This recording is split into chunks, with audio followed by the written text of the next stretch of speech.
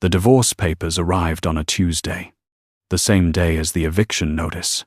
Reed Alcott had timed it to the week. She thought, I am 32 years old and I have nothing left that I built myself. The parking garage was the kind of place that held information people didn't want to hold anywhere else.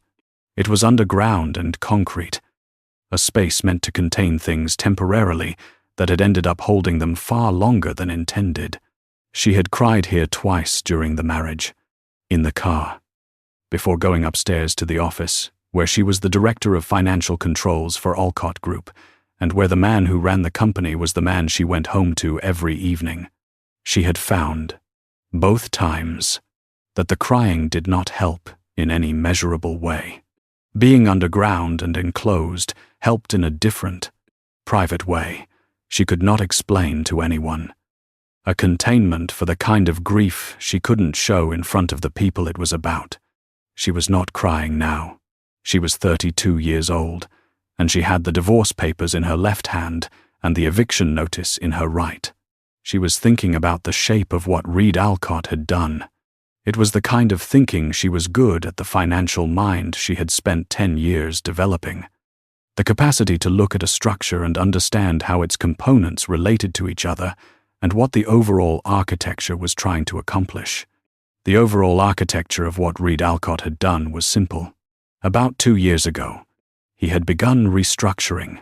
He had moved Cass very smoothly, very gradually, in the way you moved someone when you did not want them to notice they were being moved. He shifted her from her actual role in the company into an adjacent role that carried the same title but different responsibilities. The different responsibilities included signing authority over a set of accounts she had signed for routinely. She had done it because Reed said they were standard operating procedures, and because she trusted him completely and without question as her husband. A trust she now understood had been her most expensive mistake. Those accounts had been used for a pattern of transactions that a regulatory examination would classify as fraudulent. Not by Reed, not in any way that traced back to Reed. By Cass, whose signature was on everything, whose authorization code was attached to the instructions, who had, on paper, directed a series of transactions that she had not known existed until 48 hours ago, when an anonymous email to her personal address had contained a zip file with documentation and a single sentence times, "You should see what your husband has been doing with your signature." She had spent 48 hours understanding it. She had spent 24 of those hours with the family lawyer, her lawyer, not Reed's, the one she'd kept since before the marriage, because her mother had said a woman should always have her own lawyer. The lawyer was frank in the specific way of someone delivering information that would hurt, and she had decided speed was more merciful than any gentleness would have been. The documentation was real. The transactions were real. The signature was hers. The authorization codes were hers. The dates were during the period of her employment, when she had held the signing authority. She could not prove she had not known. She could not prove she had not directed the transactions. She could not prove anything without exposing the full scope of what Reed had done, which would require her to be part of the investigation that would expose it, which was a position Reed had made very carefully impossible for her to be in without implicating herself. The lawyer had said he's been planning this for approximately 2 years. The timing of the divorce simultaneous with the eviction from your marital home and your effective removal from any financial claim on the company is designed to leave you with no leverage and no resources to pursue legal action. He has been very thorough. Cass had looked at the lawyer's desk. She had thought, yes, he is thorough.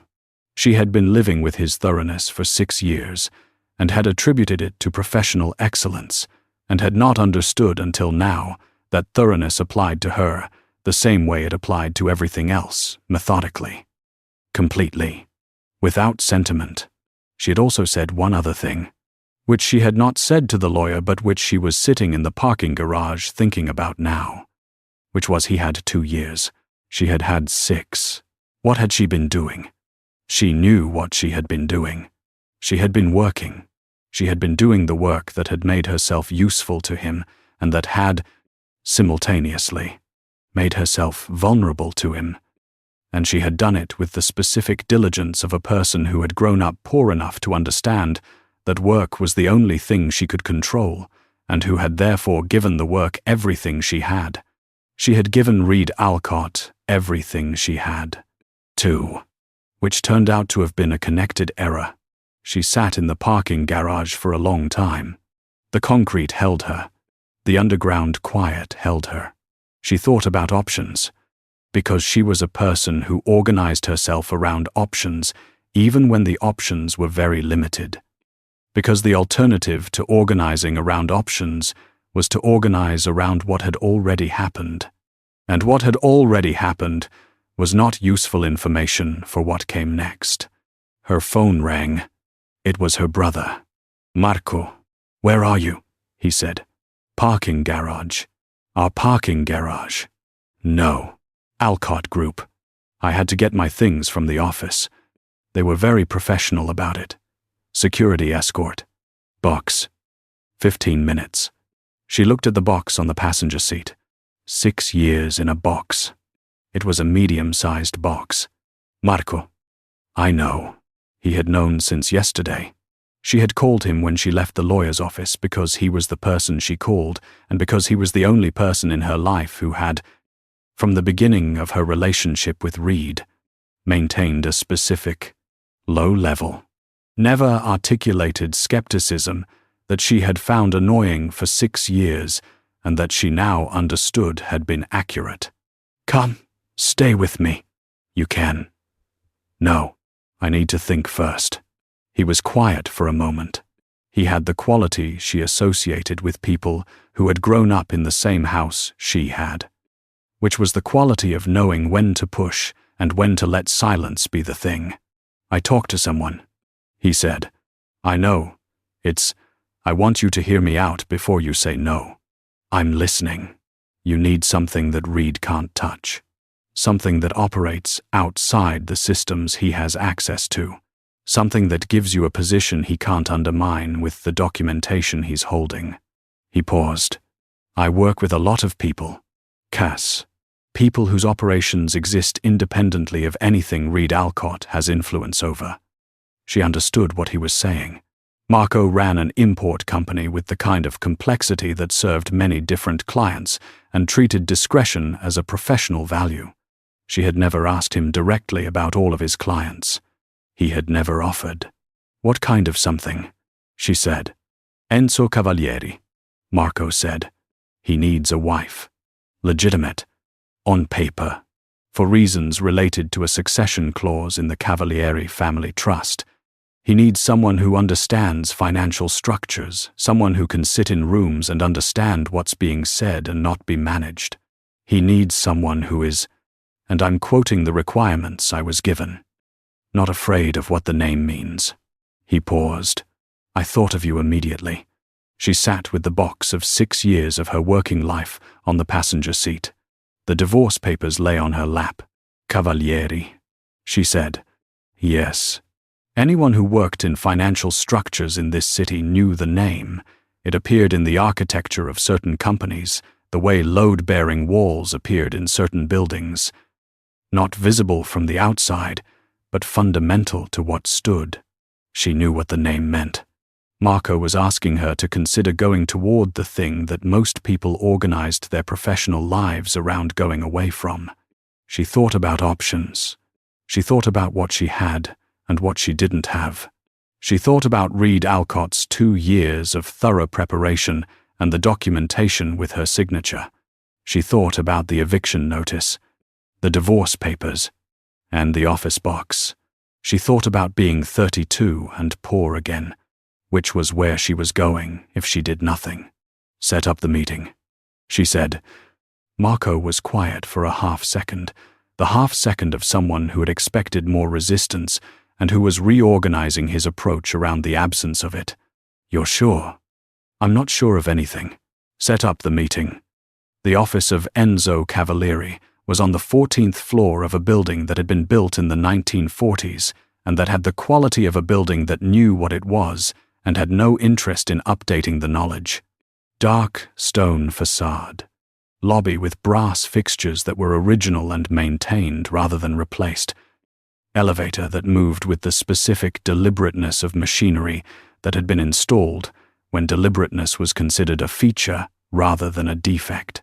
She took the elevator to the 14th floor on a Thursday morning, 9 days after the parking garage, and she stood in a reception area that contained a woman at a desk and 2 chairs and nothing else, and she said her name to the woman, and she waited. She had prepared for the meeting the way she prepared for any significant professional engagement. She prepared thoroughly, in advance, and paid equal attention to what she did not know as to what she did. What she did not know was Enzo Cavalieri specifically. She did not know the person, only the name. She knew the structure he operated within. She knew the nature of the Cavalieri Trust and the succession clause and the general parameters of why a man in his position might need a legitimate wife.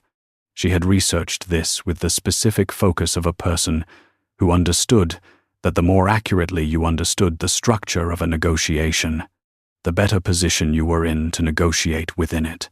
What she had prepared to say was this: she understood what he needed. She could provide it. And she had specific skills that made her more useful than an anonymous solution. She would name the protections she wanted clearly up front, rather than negotiate toward them obliquely. She was called into the office after 7 minutes. 7 minutes was significant. It was neither the immediate access of someone who needed her, nor the extended wait of someone demonstrating superiority, but the interval chosen by someone who had been ready and had let the time pass for reasons she did not yet know. The office was large and organized in the way of a space that was used for work rather than the performance of work. Books on the shelves that had been read rather than arranged. Papers on the desk that were working documents. A window that faced south and that let in the kind of light that was useful rather than decorative. A man behind the desk who stood when she came in. She had prepared for what Enzo Cavalieri might look like the way you prepare for something that was going to matter.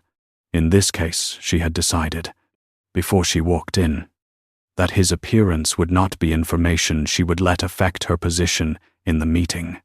He was tall and dark-haired, and had the quality of someone who occupied space with the specific confidence of a person who had never been required to reduce their physical presence to make anyone else comfortable. He was wearing a suit that was good without being demonstrative. He looked at her when she came through the door with the full, complete attention of someone who had made it a practice to see people accurately. He said, "I know who you are." She stopped.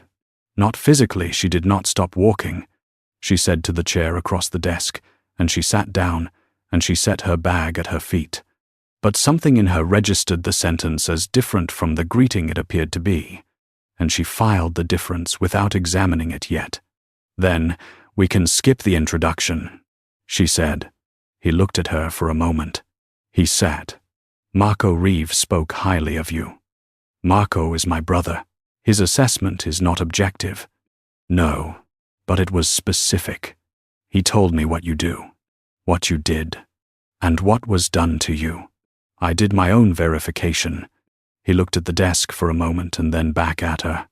Reed Alcott's financial restructuring of Alcott Group over the past 2 years has been noted by several people with interests adjacent to his operations. Your name appeared in some of those notes. She processed this. As a suspect or as a victim? As a person whose signature appeared in places it should not have appeared. He said, "The interpretation of that depends on context that those notes did not provide." "I didn't know," she said. "I want that on the table before we discuss anything else. I signed what he told me to sign. I didn't know what I was signing for." He looked at her steadily. "I know." He said it with the flatness of a statement rather than a reassurance. The flatness of someone who was not offering her comfort, but who was confirming information he had already arrived at. "If I thought otherwise, you would not be in this office." She sat with that for a moment. She thought about what it meant that he had already decided that. and about the specific quality of a decision made in advance by someone who had done the work to make it accurately. "What do you need?" she said. He told her.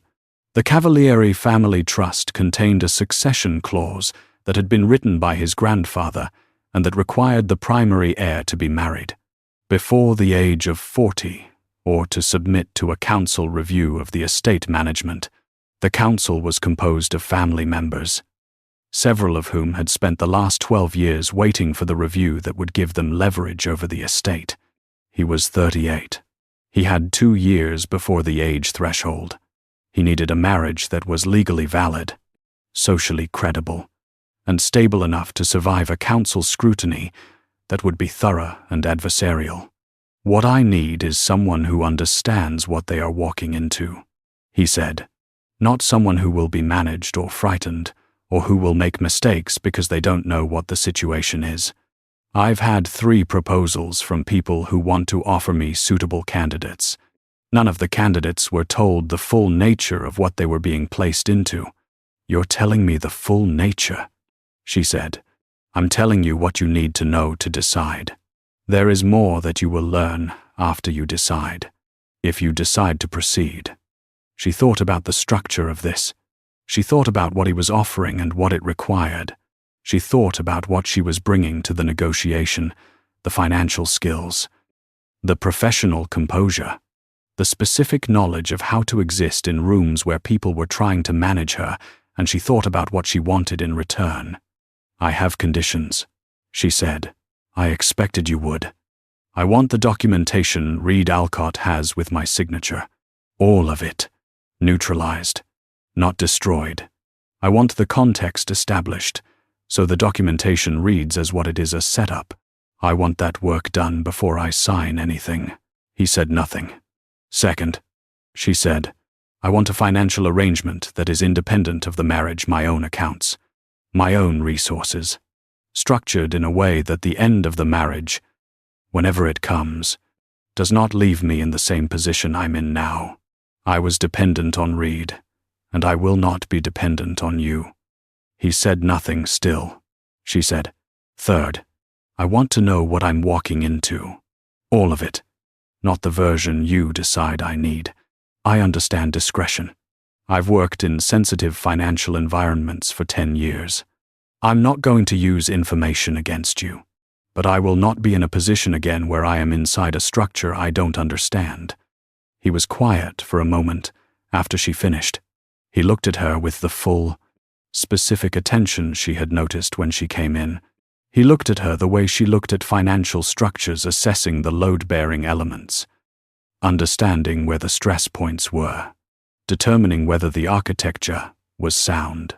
"The documentation," he said, "that will take time, before we sign anything." "Yes, the financial arrangement." He named a number and a structure. She recognized the structure immediately as something that was designed to be independent, and that had been designed by someone who understood financial independence the way she did, not as generosity, but as architecture. The number was more than she had been making at Alcott Group. "That's acceptable," she said. "The third condition." He looked at the desk. He looked at her. "That is the condition that concerns me most." "I know. That's why I said it." He looked at her for a long moment. Something moved in his expression that she did not have enough information to read yet. "I will need time to think about the third condition," he said. "Take the time," she said. "I'm not going anywhere." She paused. "I have nowhere to go, but that's a separate issue." He looked at her for another moment. She looked back at him with the steadiness she had been practicing in difficult rooms for 6 years. The steadiness of someone who had learned that the first person to look away gave information to the person who didn't. "Come back on Friday," he said. "I will have an answer on all 3 conditions." She nodded. She picked up her bag. She stood. At the door, she turned, not dramatically, not for effect, but because something had stayed with her from the beginning of the meeting, and she had been deciding whether to ask. "You said you know who I am." She said, "Yes. What does that mean? Specifically?" He looked at her from behind the desk. "It means more than you currently know," he said. "That's one of the things I'll explain on Friday." She looked at him for a moment. She nodded once and left. Friday arrived. She came back. He had answers to all 3 conditions. All of them. Yes. And she had spent the intervening 48 hours deciding whether the yes was the kind of yes she could work with. It was. She signed the contract on a Thursday 3 weeks later, in an office with a lawyer on each side, his and hers, the one she had kept independently since before the marriage. That lawyer, who had delivered the bad news about Reed Alcott's documentation, now reviewed the Cavalieri contract with the specific professional satisfaction of someone who had waited for a reversal and was watching it arrive. The contract was thorough. It was also, she thought, fair, not in the sense of being equal, because the parties to the contract were not in equal positions, but in the sense of being honest about what each party was getting and what each party was giving and what the terms of termination looked like and what the protections were during and after. The most honest document she had been associated with in 6 years, including the ones with her signature that had not been honest at all. The marriage happened on a Monday morning, 10 days after the contract. A courthouse. A judge. Sophia on one side and Marco on the other. Both of them with the quality of people who understood the significance of what was happening and who had decided that the significance did not require ceremony to be real. The judge said the words. They both said the necessary words. Enzo Cavalieri put a ring on her finger, not a dramatic ring, a specific ring, a thin band of dark gold that looked like something chosen rather than something displayed. Looking at it on her hand, she thought the ring was like the contract, honest about what it was, without pretense of being something larger. She walked out of the courthouse with a ring on her finger, a number to call in emergencies, and a car waiting to take her to a house she had never been inside, to begin a life she had agreed to in a parking garage 3 weeks before. She thought, I have made either the best or the worst decision of my 32 years. She thought, I have made worse decisions. At least this one I made with my eyes open. The car moved through the city. She watched the streets she knew give way, to streets she was less familiar with, and then to streets she didn't know at all. And she thought about structure, and about what it meant to be inside, something you understood, the terms of. And she thought that understanding the terms was a better position than she had been in on the Tuesday, with the parking garage and the box of 6 years on the passenger seat. It was not a comfortable position, but she had not been looking for comfortable. She had been looking for ground that held. The car stopped in front of a house. She got out. She looked at it. She went in. The house was larger than she had expected, which she acknowledged was a failure of imagination on her part. She had known, intellectually, what Enzo Cavalieri's resources were, but she had not translated that knowledge into a spatial expectation. The house sat in a neighborhood with the quiet air of places wealthy, long enough to stop advertising it. It had settled into the specific understatement of things that didn't need to prove anything. Stone exterior. Iron gate. A courtyard she passed through between the gate and the front door. The specific architecture of a building that had been built to last, and that had been maintained in a way that was consistent with that intention. Sophia met her at the door. She was perhaps 45, with the bearing of someone who had been in charge of a great deal for a long time, and who wore the charge the way she wore her clothes, without announcement.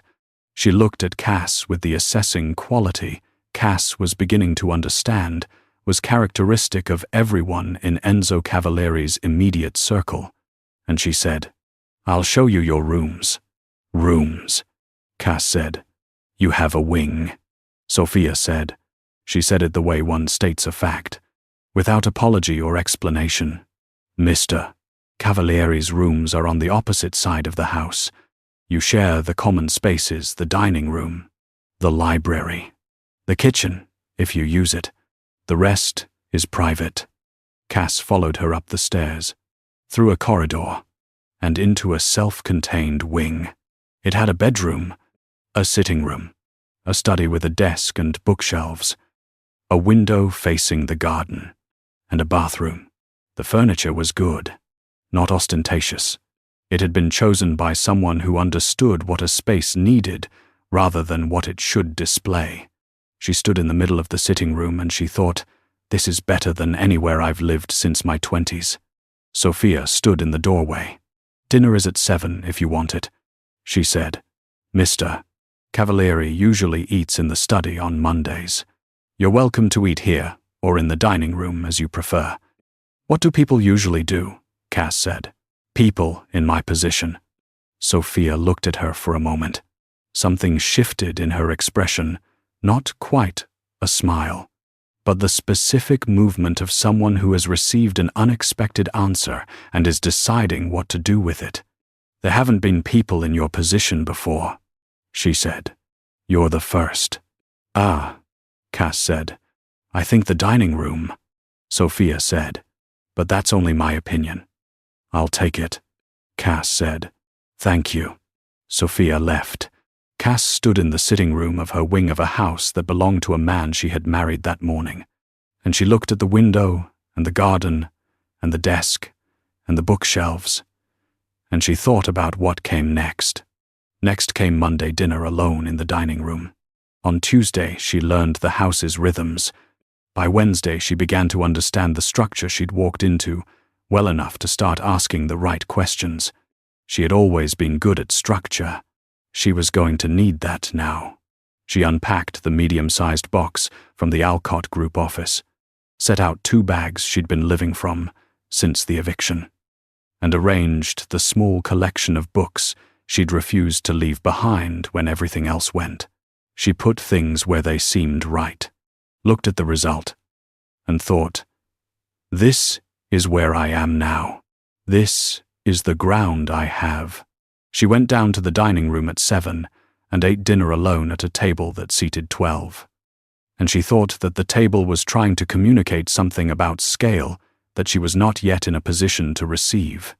She went back to her wing. She sat at the desk with the window facing the garden, and she took out her notebook, a physical notebook, which she used for the thinking she did not want stored anywhere that could be accessed, and she wrote down everything she had observed in the first day. The structure of the household, the names and roles of the staff, the geography of the spaces, the questions she did not yet have enough information to answer. She filled 12 pages. She turned off the light and lay in the dark in a bed that was very good and that held her weight exactly right. She thought, "I made a decision. I am going to find out what it was." She slept. The rhythms of the house revealed themselves the way the rhythms of any complex system revealed themselves. They did so not through explanation, but through observation over time. And only if you were paying the right kind of attention. Cass paid the right kind of attention. Sophia understood the house most completely, which made her the obvious person to learn from. Cass approached the lessons the way she approached every professional situation directly, without pretending to know more than she did, and with specific rather than general questions. Sophia responded to specific questions with specific answers, which told Cass something about Sophia's own character. She was a person who respected precision. "What time does he usually leave in the morning?" Cass asked. "On the 3rd day, between 7 and 7:30, Sophia said. "Except Wednesdays. Wednesdays he's gone by 6. "What happens on Wednesdays?" "He has breakfast meetings at a location I don't have the address for." Sophia looked at her. "There are things about his schedule that I know and things that I don't. The things I don't are not things I ask about." "Understood," Cass said. She filed this. The structure of what Sophia knew was itself information about what Enzo considered disclosable and what he did not. She was not going to test those edges immediately. She was going to learn the edges first. "When he has guests," she said. "What's expected of me?" "That depends on the guests." Sophia sat down. They were in the kitchen, which Cass had started using in the mornings because the kitchen was where information moved in a household. And she had found this was universally true, regardless of the economic register of the household. Business guests are usually in the study or the meeting room on the second floor. Social guests use the dining room or the drawing room. Family A pause. Family is more complicated. Luca Cavalieri, Cass said. Sophia looked at her. You know the name. I know what I need to know about the structure of the family trust and why Mr. Cavalieri needs the marriage to be credible. Luca is the person who benefits most if it isn't. Yes, Sophia said. That's accurate. What do I need to know about him that isn't in the structure? Sophia thought for a moment. She had the quality of someone weighing what to say against what she had promised not to say and determining where the line was. He is very good at appearing reasonable, she said finally. He makes you feel, when you are talking to him, that he is on your side. This feeling is accurate about exactly nothing. He'll come here. He already knows about the marriage. He'll come. Sophia looked at her steadily. The important thing is not what you say to him. It's what you don't give him. He is looking for weaknesses. He won't ask about them directly. He'll ask about other things. And the answers to those other things will tell him where the weaknesses are. So I give him answers that don't tell him anything. You give him true answers that don't tell him anything. Sophia stood up. Lies he can check. True answers that happen to be uninformative are harder to work with. Cass thought about this. You've dealt with him before. Many times, Sophia said. I'm still here. The first dinner with guests was the end of the first week.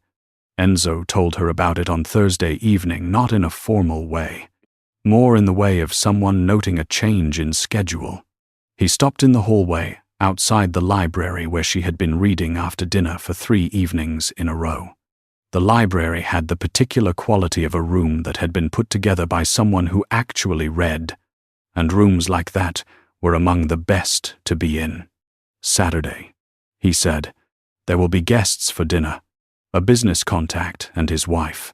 You don't need to do anything particular. But your presence is expected. She looked up from the book. What kind of business contact?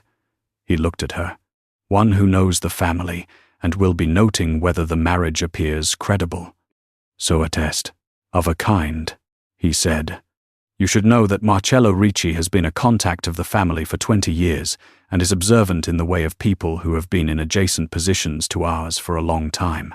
His wife is sharper than he is, which he knows, and which he is not bothered by. What's her name? Elena. He paused.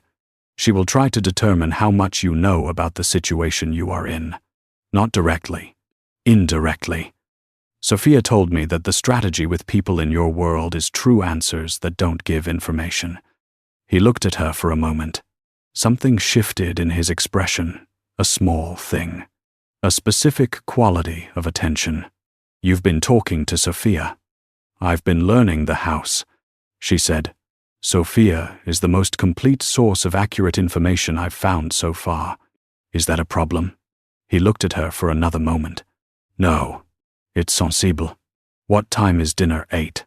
I'll let you know when the Rickis arrive. He left. She went back to the book, but she was not reading. She was thinking about what he had just told her and what it implied about the Saturday dinner and about what she needed to know before then. She spent Friday preparing. She reviewed what she knew about the Cavalieri structure. She thought about what a credible marriage looked like from the outside. She knew that from 6 years inside, one, not a happy marriage, but a credible one, and she now understood that the credibility had been maintained because she, unknowingly, had been the one keeping it up by behaving as someone in a genuine relationship rather than a managed one. She could do that consciously.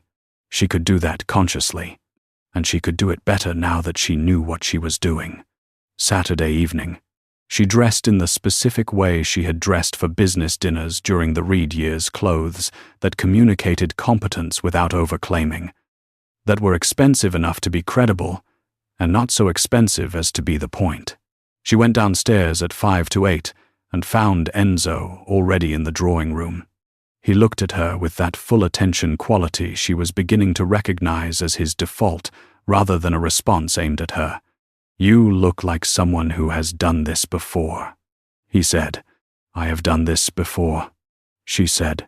6 years of business dinners for someone else's professional benefit. "I'm doing it for a different contract now."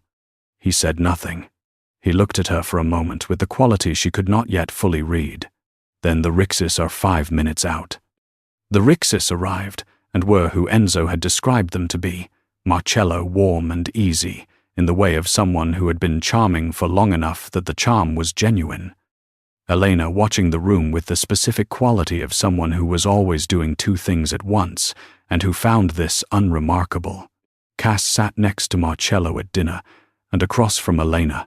She managed the evening the way she always did, with a financial analyst's attention to what information was being sought, what was being offered, and what the transaction beneath the social surface actually was.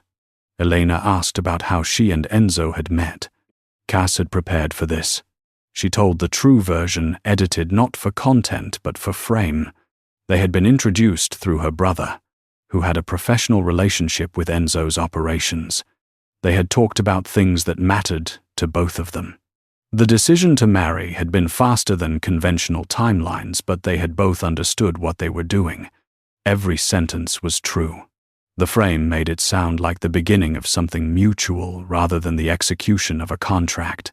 Cass had found, over 6 years of managing Reed Alcott's image in professional settings, that the most convincing versions of things were the ones in which the true elements were arranged to emphasize what you wanted emphasized.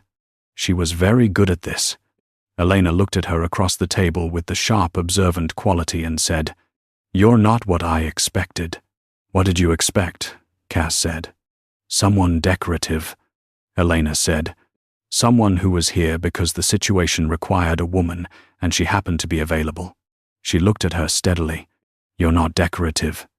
"No," Cass said. "What are you?" Cass thought about the answer for exactly the right length of time, long enough to suggest she was considering how to answer honestly.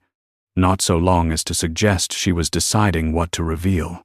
"I'm someone who understands structure," she said, "and who prefers to be inside a structure she can understand rather than in one she can't." Elena looked at her for another moment. Then she looked at Enzo at the other end of the table, who was in conversation with Marcello, and who had Cass noted this without looking at him directly, who'd been tracking the conversation between Cass and Elena with a portion of his attention for the last several minutes. "Smart choice," Elena said, and she moved the conversation elsewhere. After the Rixis left, Enzo and Cass stood in the drawing room in the quiet that follows guests. She reviewed the evening the way she always reviewed significant professional interactions. She catalogued what had happened, what it meant, and what the next considerations were. "You handled that well," he said. "I've been handling things like that for a long time," she said. He looked at her. "The question about how we met. I told the true version in a true frame," she said. "She's sharp enough to know if I lied. She won't be able to use what I said because it's accurate." He was quiet for a moment. He was looking at her with that full attention quality. She thought about what it meant. It wasn't something he switched on for moments. It was simply his mode, the way some people always pay full attention and don't need a reason. "You did this for 6 years, he said. "For Alcott. I didn't know I was doing it for 6 years, she said. "I thought I was being a wife. I was actually managing the professional presentation of someone who needed management. And now you know the difference." "And now I know the difference," she said. He looked at her for another moment. The quality was the same fullness of attention. "Cass," he said. It was the first time he had used her name outside of the formal contexts of the contract and the courthouse, and she thought it the way she thought, things that were small but significant. "You are not what I thought I was signing a contract with." She remembered this line he had said something close to it after the first business dinner, and she had thought then that it was a statement seeking a specific response. She had decided then what the response should be, and she gave it now as she had given it then. Because it was true. "I know. I also wasn't entirely what I thought I was when I signed." He looked at her, something in his expression that she didn't yet have the full language for. "Good night," he said. "Good night," she said. She went to her wing. She sat at the desk with the notebook, and she wrote down what had happened and what she had observed. She wrote about Elena's questions and what they had been seeking and what the frame of her answers had accomplished. She wrote about Enzo's comment after the Rickis left, and about the use of her name, and about the quality of his attention when he looked at her, which she was beginning to be able to read more specifically, not as warmth. Exactly, but as something adjacent to recognition. The recognition of someone encountering something that was more than they expected and who was being precise about not deciding what to do with that yet. She wrote, "Times, he is methodical. He does not decide things quickly. He decides them completely." She wrote, "Times, I am also methodical. I also do not decide things quickly." She wrote, "Times, this may be the most functional arrangement I have been in 6 years, which is either a hopeful sign or a comment on the last 6 years. She closed the notebook. She went to bed. She thought about the Rickis and about Elena's specific sharpness and about the frame of true answers that gave nothing. And she thought that she had been in the house for 1 week and had learned more in 1 week about what she was actually capable of than in 6 years of the previous life. This was information. She was going to use it. 2 weeks into the arrangement, she started asking Enzo direct questions. Not personal questions.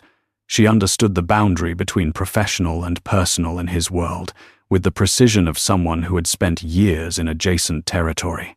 She understood that that boundary was not going to be crossed at 2 weeks, if it was ever going to be crossed. But professional and structural questions were a different matter. They came from her having access to the system, from her specific capacity to read it, and from her desire to understand it accurately. She asked about the council. She asked about the specific members and their relationships to the trust and their individual interests in the review. She asked about the timeline and what the succession clause review looked like procedurally and what the criteria were and who made the final determination. He said, "Not all at once." He carefully calibrated disclosures to what the situation required, giving her enough to understand the current context without opening every room at once. She accepted it. It was what the situation called for. She was also quietly noting what he told her and what he held back over time, since the pattern of omissions said quite as much about his priorities as anything he said aloud. What mattered to him, she was beginning to understand, was the same thing that mattered to her, arrived at differently. He had built something significant, and he was not going to let someone else take it. The difference was the scale and the target. He had built Cavalieri. She had built the career Reed Alcott had dismantled. The something that mattered was the same. The scale was different. 3 weeks in, there was a dinner. This time the guests were a group of 4 men whose relationships to Enzo's operations she classified from the conversation as the inner circle. They were not family, but they functioned similarly. They arrived on a Friday evening and the dinner lasted until 11. Cass sat at the table in the stance she chose, not quiet and decorative, which a certain kind of wife would have been, and not aggressively contributory, which would have been wrong for a different reason. She was present in the way she had always been present in rooms that mattered, listening, calibrating, speaking when she had something accurate and useful to add. One of the men she would learn his name was Ferrero, which was not his real name. But the name he used in this context asked her a direct question about a set of numbers that had come up in the conversation.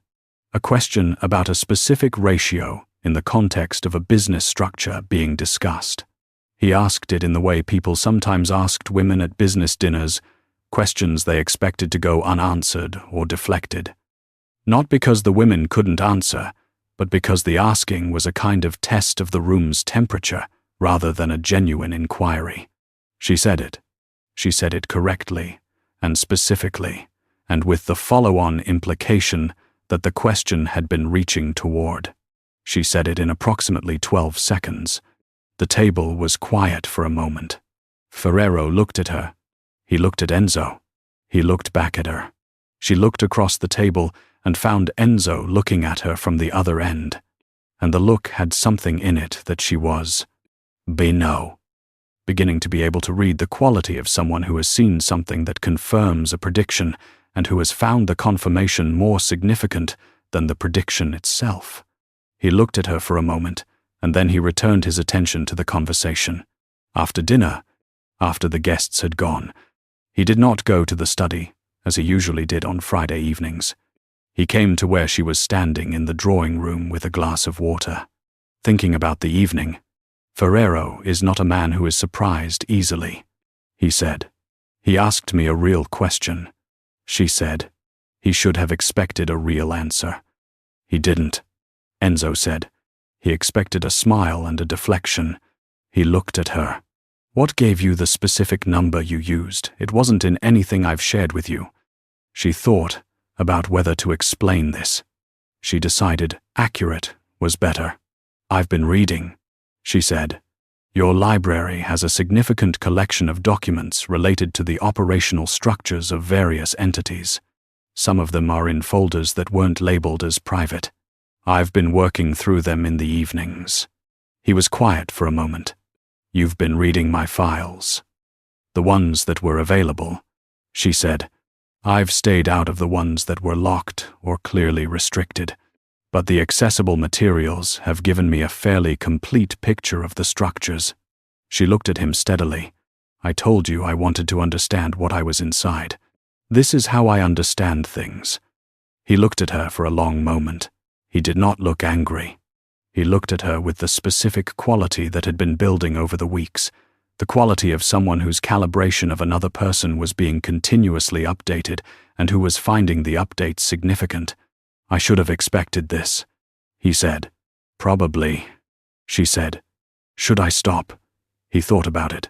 The thinking was visible. He was a person whose thinking was visible when he chose to make it so.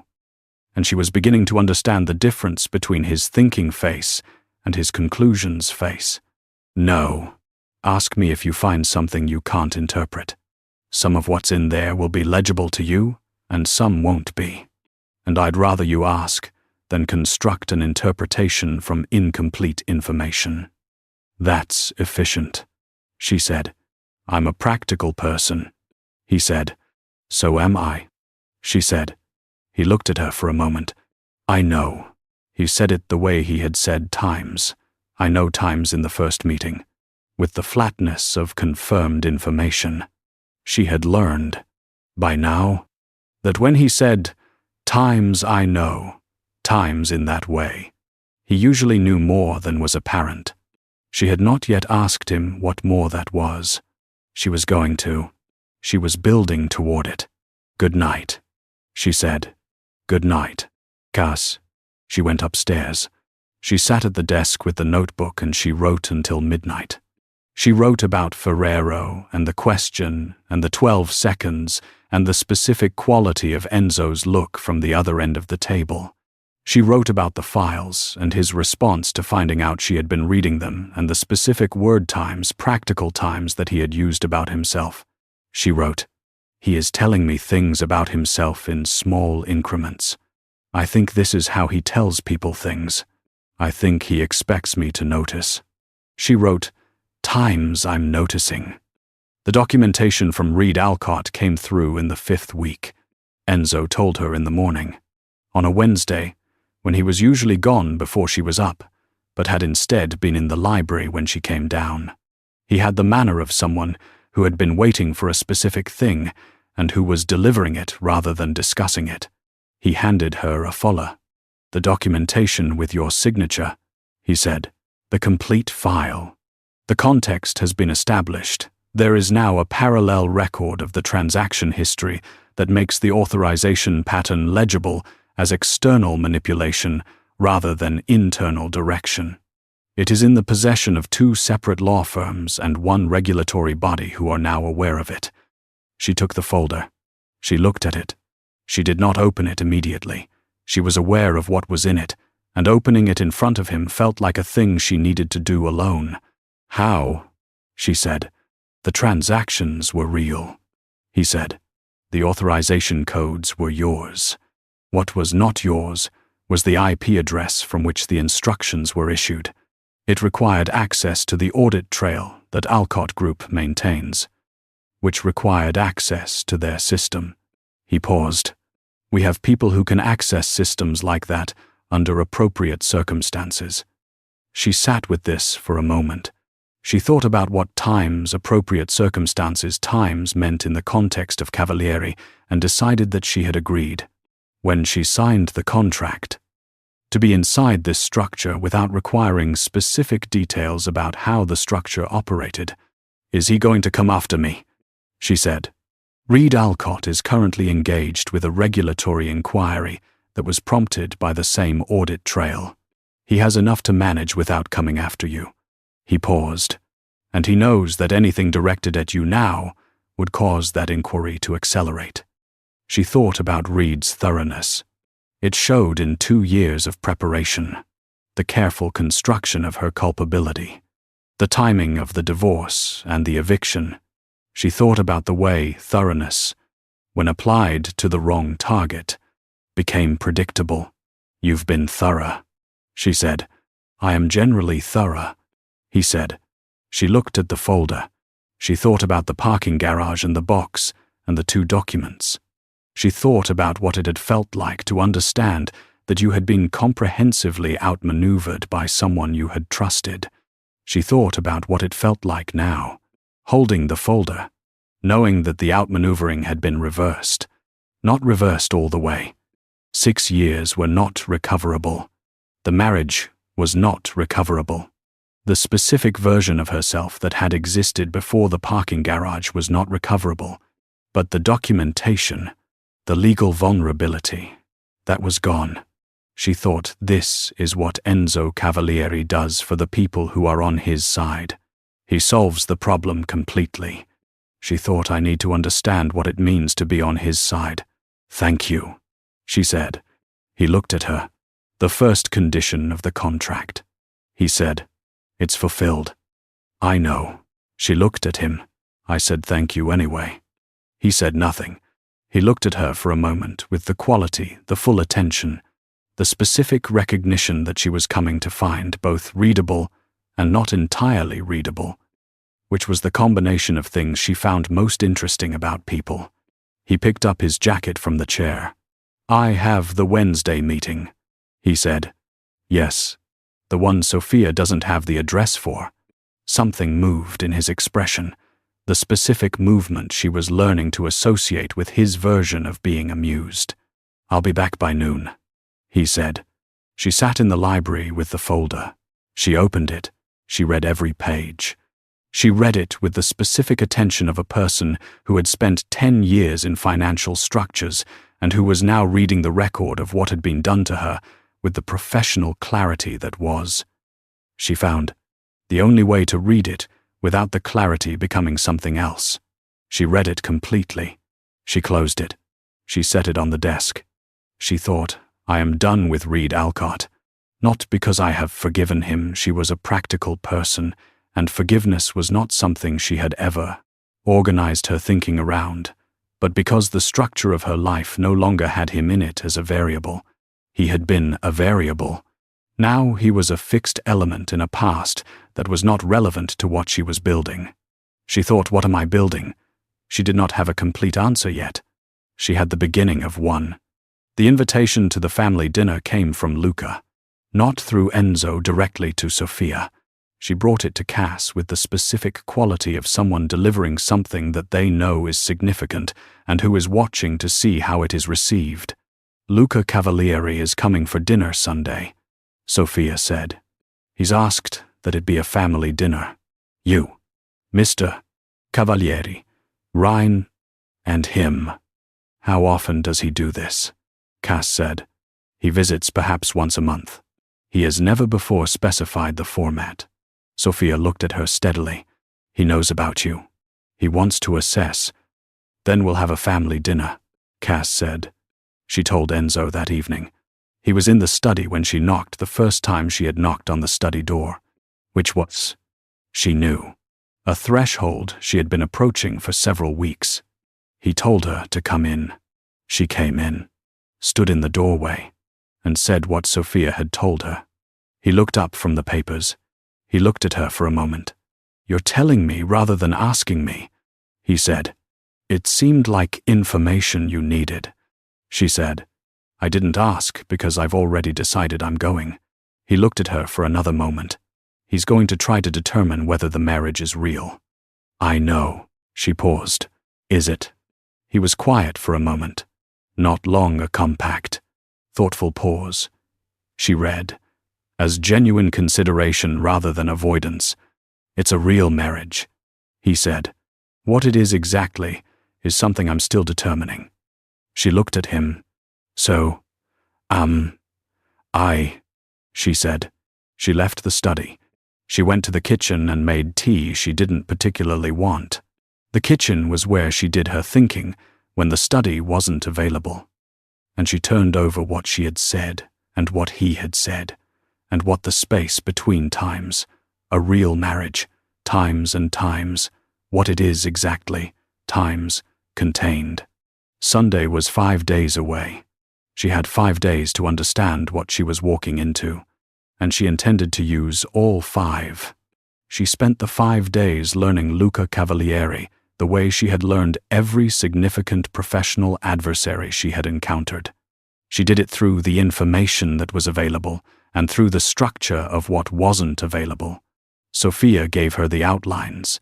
Luca was 51, had been in the family structure since before Enzo's father died, had a legitimate role in the trust as a secondary trustee that gave him procedural standing in any council review. He was charming in rooms. He was meticulous about his own image. He never said anything that could be used against him directly. The thing you need to understand about Luca, Sophia said, on the Saturday before the dinner, is that he is very good at making you feel like the conversation is about what he says it's about. It is never about what he says it's about. What is it about? What he wants, which is always control. Sophia looked at her. He wanted Enzo's position 12 years ago. He still wants it. Everything he does is in service of that. And the marriage, Cass said, specifically. What does he want from assessing the marriage? He wants to find a weakness in it. A weakness in you or in Enzo or in the space between you. Something he can use in the council review to argue that the marriage is not legitimate, not legally. Legally, it's solid. But substantively, that it was arranged for the sole purpose of circumventing the succession clause. Sophia paused. Which is true. Which is true. Cass agreed. So the argument that it isn't true has to come from something that is also true. Sophia looked at her. Yes, that's exactly it. Cass thought about what was true. She thought about the 6 weeks in the house, and the dinners, and the files she had read, and the folder with Reed Alcott's documentation, and the study with the knocked door, and the conversation about what a real marriage was, and what it was exactly. She thought about what she could say to Luca Cavalieri that would be true, and that would not be what he was looking for. She thought the true things are more complicated than he's expecting. That's the advantage. She thought the complication is real. I didn't expect it to be real. She went to her wing. She sat at the desk. She wrote in the notebook until late. Sunday dinner came. She was ready. She had one additional conversation before Sunday, and it was with Enzo, and it was the first conversation they had that was not organized around a specific task or a piece of information. It happened on Saturday evening. She was in the library, where she spent most evenings. He came in around 9 with a glass of whiskey and the unhurried way of someone who had finished the day's work and was sliding into whatever came next, which for him was usually the study, but tonight seemed to be the library. He sat in the chair opposite her, reading chair, and said nothing at first. She looked up from the book and chose to let the silence run its course instead of trying to fill it. "What are you reading?" he said. She showed him the cover. It was a book about the structure of complex organizations, the sort she read for pleasure. A little oddity about herself. She no longer felt the need to explain because most people found it strange. He looked at the cover. "That's Haynes," he said. "The chapter on cascade failure is worth the rest of the book."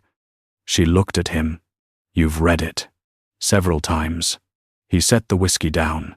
"I read operational theory the way some people read fiction. It tells me what to expect." She thought about this. She thought about what it meant that this was their Saturday evening, a library, 2 chairs, a book she was reading that he had read and that he had an opinion about. She thought about the dinners with Reed Alcott, which had been social performances, orchestrated, with a specific purpose that she had not known was the performance of a marriage rather than an actual one. She thought about what this was. "Luca, tomorrow," she said. "Yes. Are you concerned?" He picked up the whiskey again. "I'm prepared," he said. "There's a difference." She thought about that distinction. "What did you tell him about me when he found out about the marriage?" Enzo looked at the glass. "I told him you were my wife." "That's not an answer to the question." He looked at her. "I know. I told him that the details of how the marriage came about were not available to him." He didn't press. He was surprised. He wasn't expecting a marriage. He was calculating his position when the council review came, and the marriage changed the calculation significantly. He paused. What he will try to do tomorrow is understand the marriage well enough to calculate how to work around it, and if he finds the right angles. "There are no right angles," he said. "That's what I know, and that's what he doesn't know yet." She thought about what he was saying. She thought about what no right angles meant, and what made it true. And she thought, he has more faith in what this is than he has said directly. She thought, so do I. Neither of us has said it directly. "Saturday evenings," she said. "What do you usually do?" He looked at her. "Usually the study. Occasionally this." He paused. "Tonight, this. Because of tomorrow." "Partly," he said. "Partly for other reasons." She looked at him with the full attention she had been developing, the capacity for the attention of someone who was learning a person rather than just a situation. "What other reasons?" she said. He was quiet for a moment. He looked at the glass. He looked at her. He said, "Because the library is better when there's someone else in it." She sat with it. It felt small, and not small at once. The odd clarity that sometimes comes with something true. She thought about the 6 weeks, and the 12 pages of notes, and the folder with Reed Alcott's documentation, and the question about what a real marriage was. Yes, it is. They sat in the library until 11. They talked about the book and about other books and about operational theory and about what complex organizations failed for. And the conversation moved the way good conversations moved, not toward anything, just forward. Each thing generating the next thing, naturally. She had not had a conversation that moved like that in a very long time. When he went to the study at 11 and she went to her wing, she sat at the desk and she wrote in the notebook, "Times I am in, something I did not expect to be in. I am not sure yet what it is. I am sure that it is more than the contract." She wrote, "Times tomorrow, Luca." And then, after tomorrow, she went to bed. Luca Cavalieri arrived at 6:30 for a 7 o'clock dinner, which she noticed immediately arriving half an hour early wasn't a mistake for someone of his standing. It was a deliberate move to see the house before the evening began. It was a calibration. He wanted to see the house before dinner. We wanted to read the spaces without the dinner's structure, organizing them.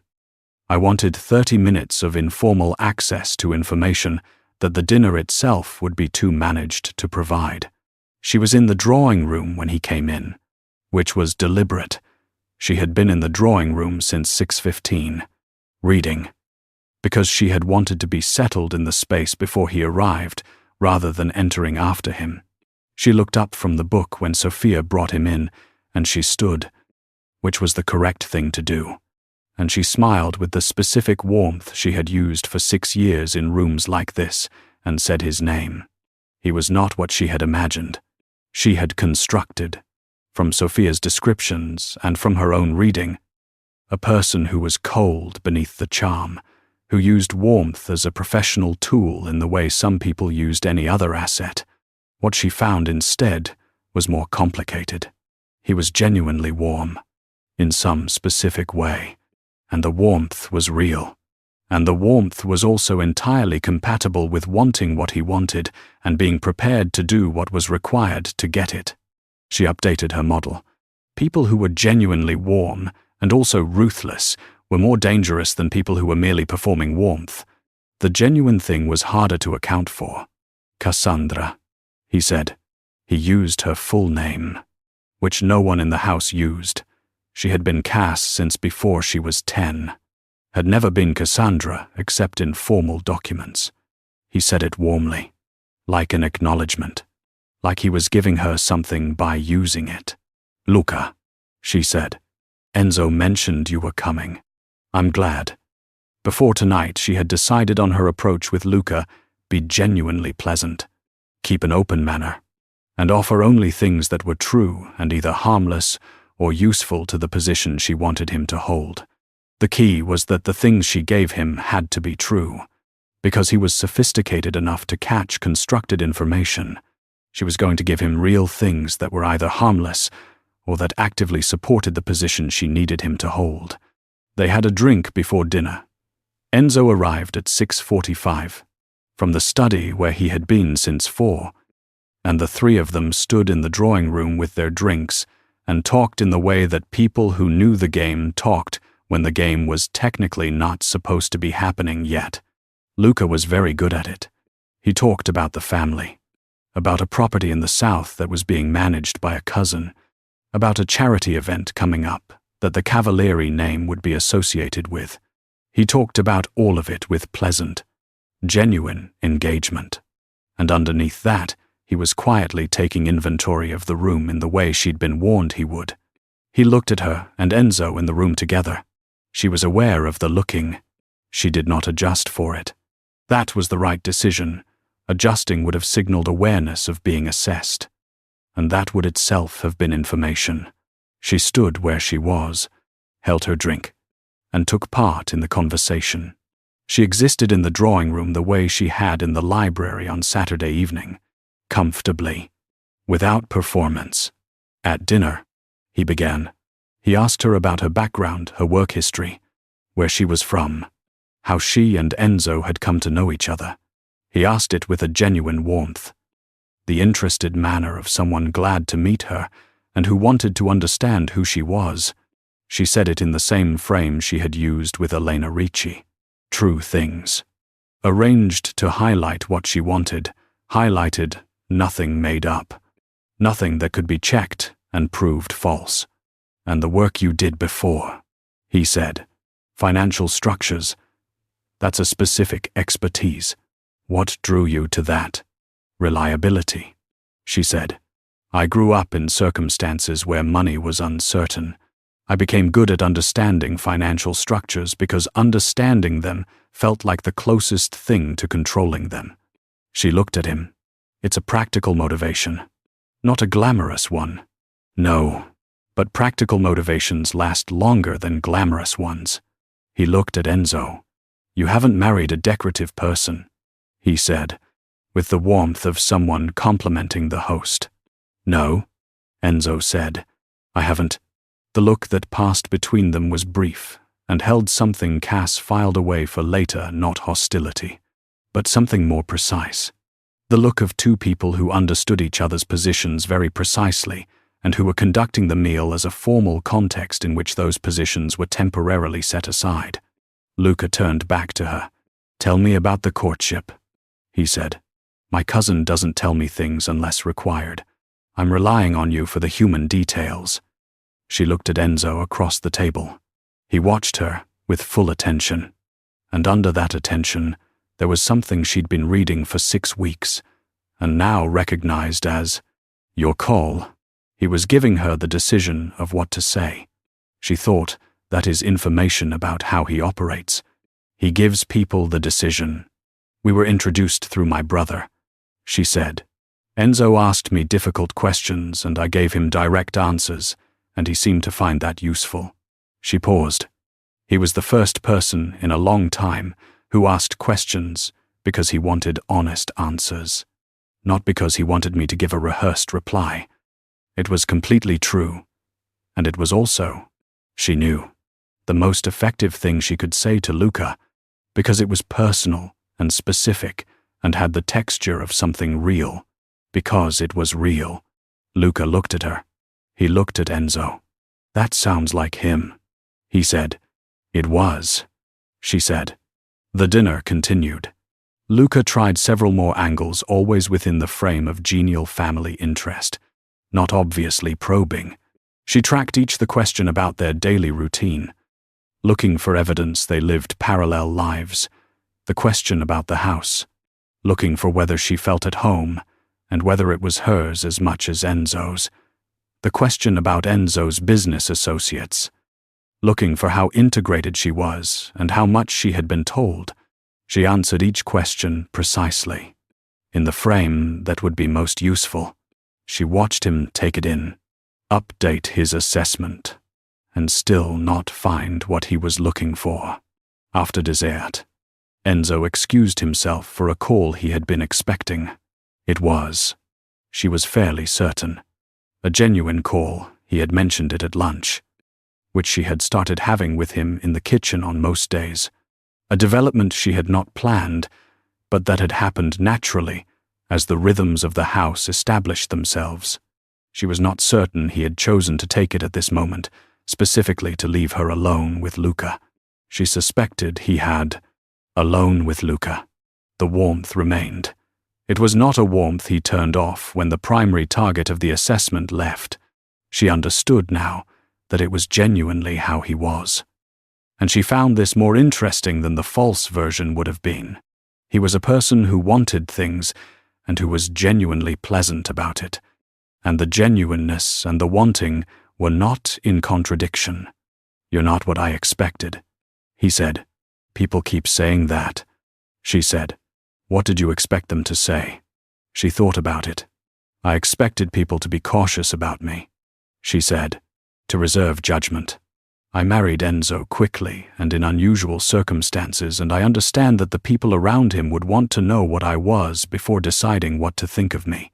And instead, most people have been more direct than I expected," she said, "including you." He smiled, a real smile. With the warmth, "I like people who notice things," he said. "It makes the conversation more efficient." He looked at his wine glass. "Can I be direct? Please."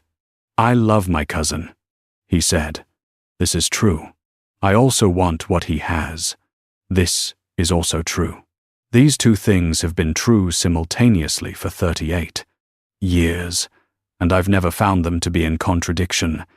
He has his position, and I want it, and we both understand the situation, and we have managed to maintain a real relationship within it." He looked at her. "I want you to understand that my interest in this marriage is not personal. It's structural. If the marriage is legitimate, my position changes. I need to know whether it's legitimate." She looked at him steadily. "It's a real marriage," she said. "On paper and in fact. In fact is what I'm interested in." He said, I know. I can't give you evidence of something that is private. What I can tell you is that the relationship between me and Enzo is more than the paperwork. It's been more than the paperwork since before the paperwork was finished. She paused. Whether that's enough for your purposes is your determination to make. He looked at her for a long moment. He was doing the calculation. She could see it processing what she had said against what he had observed at dinner, testing the frame for internal consistency. She held the look without adjusting. One more question, he said. Yes. He told you about the succession clause, about what the marriage accomplishes structurally, about me. Yes. And you stayed. She thought about the question. He told me what I was walking into. She said, that was the third condition of my agreeing to anything. He was quiet for a moment. Then, what were the other conditions? Those aren't available to you, she said, with the warmth she had been using all evening. He laughed. He laughed with the genuine quality of everything else. He did a real laugh. The laugh of someone who has received something unexpected and who appreciated it. All right. Fair enough. Enzo came back. The remainder of the evening was lighter. The business portion of the evening had been conducted, in the way these things were conducted, and what was left was the social portion, which Luca was excellent at, and which she navigated with the ease of someone who had been in many rooms like this, and who now had the additional advantage of having no personal stake in Luca's opinion of her beyond what the contract required. After he left, at 9:30, she stood in the drawing room with Enzo, and they were both quiet for a moment, in the specific quiet of a space from which something significant had just departed. Well, she said. Well, he said. I think it went correctly. He looked at her. It went better than I expected. He paused. What he said to you. While I was on the call, he told me he loves you and wants what you have and finds these things compatible. She said. He asked if the marriage was real. What did you tell him? The truth, she said. That it's more than the paperwork, and that it's been that since before the paperwork was finished. He was quiet for a long moment. He looked at her with full attention, and beneath that, she, tonight, read something new, the face of a man who had been told a true thing about himself and who was quietly deciding whether to admit it to himself now. That's what you believe, he said. Finally, that's what I observe, she said. I'm a careful observer. I know. She went to her wing. She sat at the desk. She opened the notebook and wrote for a long time. The things she wrote were the most specific she'd produced since the beginning. They were about what she had said to Luca and whether that was accurate about Enzo, about herself, or about both. She wrote times, more than the paperwork. I said it as a thing that was true and would be convincing. It was true. It was convincing because it was true. She wrote times. He asked if that's what I believe. I said it's what I observe. There is a difference between believing and observing. I am still in the observing phase. But what I'm observing is... She stopped. She looked at what she had written. She thought, I'm going to need more time. She closed the notebook. She went to bed. 3 days later, she overheard something she had not planned to. She was in the garden. She had started going to the garden in the mornings, a habit she had developed because the garden was the one space in the house that had no function except being itself, which was restorative in a specific way she had needed without knowing she needed.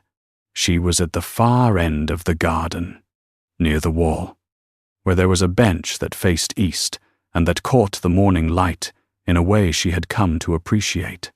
The garden was adjacent to the back of the house. The study window was above and a little to her left. The window was open. Enzo opened it in the morning. She had learned, regardless of the temperature, because he worked better with outside air than without. She had not been thinking about the window. She had been thinking about the morning and about what she was going to do with the day. She heard Luca's voice. Not through the window. His voice was not loud enough for that. The study was not directly above her. What she heard was the audio from a call that was playing through the study's speaker system. Because Enzo used the speaker system on calls when he was reviewing documents simultaneously, the system was good enough that both sides of the call were clear at the volume the study maintained. She heard Luca's voice say, "She's not what I expected. I'll give you that." And Enzo's voice, "No. She's also not a neutral party. I want you to understand that I know the arrangement." "You know a version of the arrangement," Enzo said. "What version you know and what the actual arrangement is are not necessarily the same." "I know Reed Alcott," Luca said. "I know that Reed Alcott came to you 6 months ago with a proposal that involved using her name. I know you declined the proposal. I know that 3 weeks after you declined it, his company began to find significant problems with the accounting. Pause. I know that 6 months later she appeared in your office with a proposal of her own. She sat very still on the bench. She looked at the morning light on the garden wall. And Enzo said, and I want to know if you chose her because she was available or because you wanted her specifically." A silence. Long enough to be significant. "Those two things aren't mutually exclusive," Enzo said. Luca was quiet for a moment. "No, they're not." Another pause. "She told me the relationship is more than the paperwork." "It is," Enzo said. "Since when?" "Since before the paperwork." A long pause from Luca. "All right," he said finally. "I'll note that the marriage appears substantive." The quality of his voice had shifted, not the warmth gone, but something different in it. The quality of a person who has received unexpected information and who is being honest about receiving it. "I'm not finished thinking about my position in all of this, Enzo. I want to be honest with you about that." "I know," Enzo said. "I've never expected otherwise." The call ended. She heard the click of the speaker system disengaging. She sat in the garden with the morning light, and she thought about what she had heard. She thought about Reed Alcott going to Enzo Cavalieri 6 months before she had walked into that office with her proposal. She thought about times a proposal that involved using her name times and what that meant. She thought about what Enzo had declined and about what had happened to Reed Alcott's company in the weeks after the declining, and about the way the audit trail had been made available to the regulatory body. She thought the sequence is different from what I understood. She thought, he said, "Times I know who you are, times on the first day, and I understood it as due diligence, and it was something else." She thought, "I need to ask him directly. I need to do this now, while the information is clear, and before I have time to construct a version of it that is less complicated than it is." She went inside. She went to the study. She knocked. He said to come in. She came in. He was at the desk, and he looked up when she entered, and he looked at her with the full attention, and she thought he knows I was in the garden. "The window was open," she said. He said nothing. "Reed Alcott came to you 6 months before I did," she said, "with a proposal that involved my name. You declined." "What was the proposal?" He was quiet for a moment. He set down the pen. He looked at the desk and then at her. "He wanted a business arrangement," he said.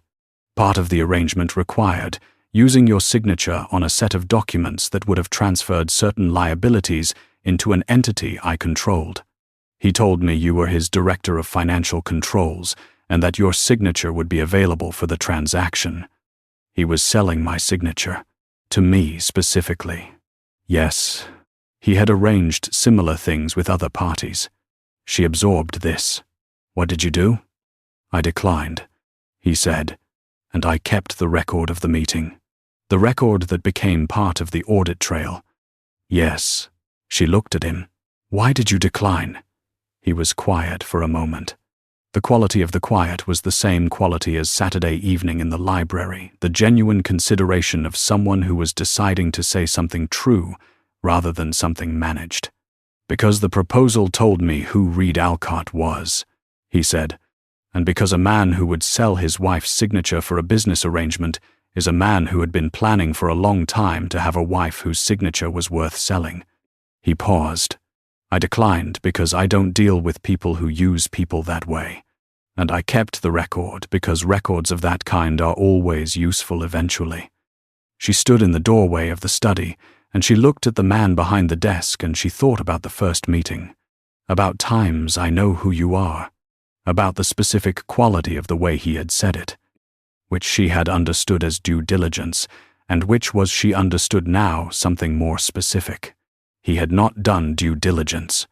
He had done what passed for due diligence only after someone who had harmed her handed him a file, explained her name and situation to him, and left him with a formed opinion about her. "What did you think of me?" she said. "From what he told you." He looked at her. "I thought you were someone who had trusted the wrong person for longer than was good for you," he said. "I thought you were probably more capable than the role you'd been placed in. I thought." He paused. "The way a person describes the person they're betraying tells you a great deal about both people. He described you as useful and naive." "I thought useful?" "Yes. Naive is his interpretation of someone who trusted him. Not the same thing." She stood in the doorway for a long moment. She thought about the parking garage, the box, and the option she had taken. She thought about what she now understood. The option had been not random access to a powerful man, but access to a specific powerful man who had already decided something about her that she had not known. He decided. "When I came to your office," she said, "you already knew." "Yes. You were going to say yes before I finished speaking." He held her gaze. "I had not decided that before you finished speaking," he said. "I decided it during. What changed your mind?" He looked at her for a long moment. "The third condition," he said. "You said you wanted to understand what you were inside, that you would not be in a structure you didn't understand. I had heard your name from a man who was planning to put you in a structure you didn't know existed and to use you in it without your knowledge." He paused. "The third condition told me you had learned from that, and that what you were bringing was not naivety. It was the opposite of naivety." She thought about what it had cost her to say it, to walk into an office and tell a man she had never met that she was done being uninformed about the structures she was inside. She thought about what it had meant that he had said he needed time to think about it. She thought about what it had meant that his answer had been yes. "You should have told me," she said, "about Reed coming to you, about knowing." "Yes, I should have. I intended to. I was waiting for." He stopped. "For what?" "For it to be the right time," he said. "I don't know what that means. Now that I say it, I've been waiting for a right time that I kept finding reasons to move." She looked at him. She thought about the structure of what she was inside the contract. The house, the 6 weeks, the notebooks, the library on Saturday evenings, and the kitchen at lunch, and the dinner with Luca that had gone better than correctly. She thought about the truth she had told Luca, more than the paperwork, since before the paperwork was finished. "Tell me now," she said. "I've told you," he said. "Tell me the rest." He was quiet for a long moment. He looked at the desk. He looked at her. He said, "Sit down." She sat in the chair across the desk, the same chair she had sat in on the first meeting. He sat behind the desk, as he had then. The difference between this meeting and that meeting was everything. He told her the rest. The rest was not simple, and it was not short. He talked for 40 minutes, which she did not interrupt. Interrupting would have broken the quality of what was happening, the specific quality of someone who had been deciding for 6 weeks how much to say, and who had now decided to say all of it. He told her about Reed Alcott's visit. He told her, in more detail than she had known. The specific proposal, Reed had brought the precise structure of what he had wanted to do with her signature and what he had planned to gain from it. He told her what Reed had said about her in that meeting, the specific things, not useful and naive alone, but a portrait of a woman who had been managed into a specific role, who was professionally competent and personally dependent, who had enough knowledge to be valuable and not enough knowledge to be dangerous. He had described her. Enzo said, "The way you described a tool accurate about its capabilities, indifferent to its nature." She listened to this without expression.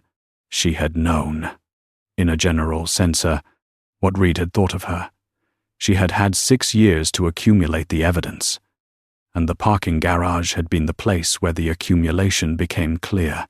But hearing the specific things Reed had said, in the specific meeting she had not known about, to the specific person she was now married to, had a different quality than the general knowing. "What did you say to him?" she said. When Enzo finished, "I told him I wasn't interested in the arrangement," he said. "I told him that the next time his company's name came up in any context that touched my operations, I would want to understand the full picture of his accounting practices." She looked at him. That was a warning. It was a statement of intent. He said. He did not heed it, because he thought he was too careful. Enzo agreed. She thought about Reed's thoroughness, which she had admired for 6 years, which had been turned on her, which had turned out not to be thorough enough. She thought about what it meant to be outmaneuvered by thoroughness, and then to be outmaneuvered by a more complete thoroughness. She thought about what it said about the world that the protection she had found came from within the structure that most people organized their lives around avoiding. "There's something else," she said. He looked at her. "You said you intended to tell me. You were waiting for the right time. What was the right time?" He was quiet. He looked at the window, the open window through which the garden was visible. "I didn't want to tell you when the telling would have functioned as a transaction," he said. "When it would have been part of the exchange, I give you this information. You give me your continued agreement with the contract. I wanted to tell you when the information was." He paused. "Separate from the transaction. When you were in a position to receive it as something I owed you rather than something I was offering." She sat with this for a moment. She thought about the distinction he was drawing, the difference between disclosure as currency and disclosure as honesty. She thought about what it meant that he had been aware of the distinction and had been managing toward it. "That's a sophisticated distinction," she said. "I've been in a great many situations where disclosure was used as currency," he said. "I know what it looks like." "So did I," she said. After a while, he looked at her. "Yes, I know." She looked at the window. She looked at the garden beyond it. The same garden where she had been sitting when she overheard the call. She thought about the bench and the morning light and the way the information had arrived, not directly from him, but from the space around him, which was, she thought, consistent with how she had learned most things about Enzo Cavalieri, from the space around him, from what the space held. "I'm not angry," she said. "I want you to know that you're not." "I'm adjusting," she said. "There's a difference." She looked at him. "The adjustment is I didn't know I was chosen. I thought I was an available option that happened to meet a set of criteria. Now I know the criteria were specific and the choosing was deliberate, and it happened before I knew I was being considered." She paused. "That changes the picture." "How?" he said. She thought about how. She thought about what it meant to be seen accurately from a distance by someone who'd been given her description by the person doing her damage, and yet come to a truer opinion than his source intended. She wondered what it revealed about the quality of his judgment. She thought about what that said about her. The accurate version of her showed through even in Reed Alcott's dismissive portrait of her. She had been legible as more than the role he'd reduced her to, even to someone who had every reason to take Reed's word for who she was. "It means I was seen before I had any reason to expect to be seen," she said. "I spent 6 years not being seen by someone who was supposed to see me. And then, A stranger in a meeting I didn't know was happening, looked at the description of me that someone else gave him, and arrived at a truer version than the person who knew me had. He said nothing. "That's a strange thing," she said. "I'm still determining what to do with it. Take the time." He said, "I intend to." She stood. She was at the door before she turned. Because there was something else. One more thing. Enzo. Yes. You said you decided during the meeting. During the first meeting, when I came with the proposal. Yes. What specifically? He looked at her. He said, "The third condition." As I said, the third condition was what confirmed it. She said, "What made you decide to let me in the door?" He was quiet for a long moment. The quality of the quiet was the Saturday evening quality. The genuine consideration quality. You walked into an office that most people walk away from. He said, "You did it because you had calculated that the risk of walking in was lower than the risk of what you were already in. That is a specific kind of judgment. It's not bravery. Bravery doesn't calculate. It's something colder and more reliable than bravery." He looked at her. "I wanted to know if someone with that judgment existed. When you walked in, I found out." She stood in the doorway of the study and held the thought for a moment. She thought about what he was describing, the cold, calculating decision she had made in the parking garage, and she thought about how she had felt making it, which was not brave, but which was also not cold. She had been 32 and out of options, and she had made the decision she could make. And he had watched her make it, and had seen in it something she had not known she was demonstrating. "Good night," she said. "Good night," he said. She went to the kitchen rather than to her wing, because she needed to be somewhere functional, and the kitchen was functional. She made tea. She stood at the counter, and she drank it, and she thought about Reed Alcott describing her to Enzo Cavalieri, and Enzo Cavalieri listening to the description and arriving at the opposite of what Reed had intended. She thought the opposite of what Reed intended. She thought there may be a larger theme here. It was the first time she had smiled without an audience in several weeks. It felt like something returning. She washed the cup. She went to her wing. She opened the notebook, and she wrote times. He decided during the third condition. He decided from the calculation. From the cold, reliable thing that isn't bravery. He saw me making the decision I had to make, and he recognized it. She wrote, "Times. He has been waiting to tell me this since the beginning. He was waiting for the right time. The right time was when I heard it from the garden and came and asked." She wrote, "Times I'm going to need to think about what comes next." She wrote, "Times I already know what comes next." She closed the notebook and sat with what she had written for a long time. In the specific quiet of a room in a house that had become, without her noticing the moment it happened, something that felt like hers. What came next was 2 weeks of adjustment, which was what she had promised herself she would take before doing anything with what she now knew. She used the 2 weeks as she always used a processing period. On the surface, she kept functioning normally while the work of thinking went on underneath. She arranged to have lunch with Enzo in the kitchen. She said she would read in the library in the evenings. She spent her mornings in the garden, aware that the study window was above and to the left.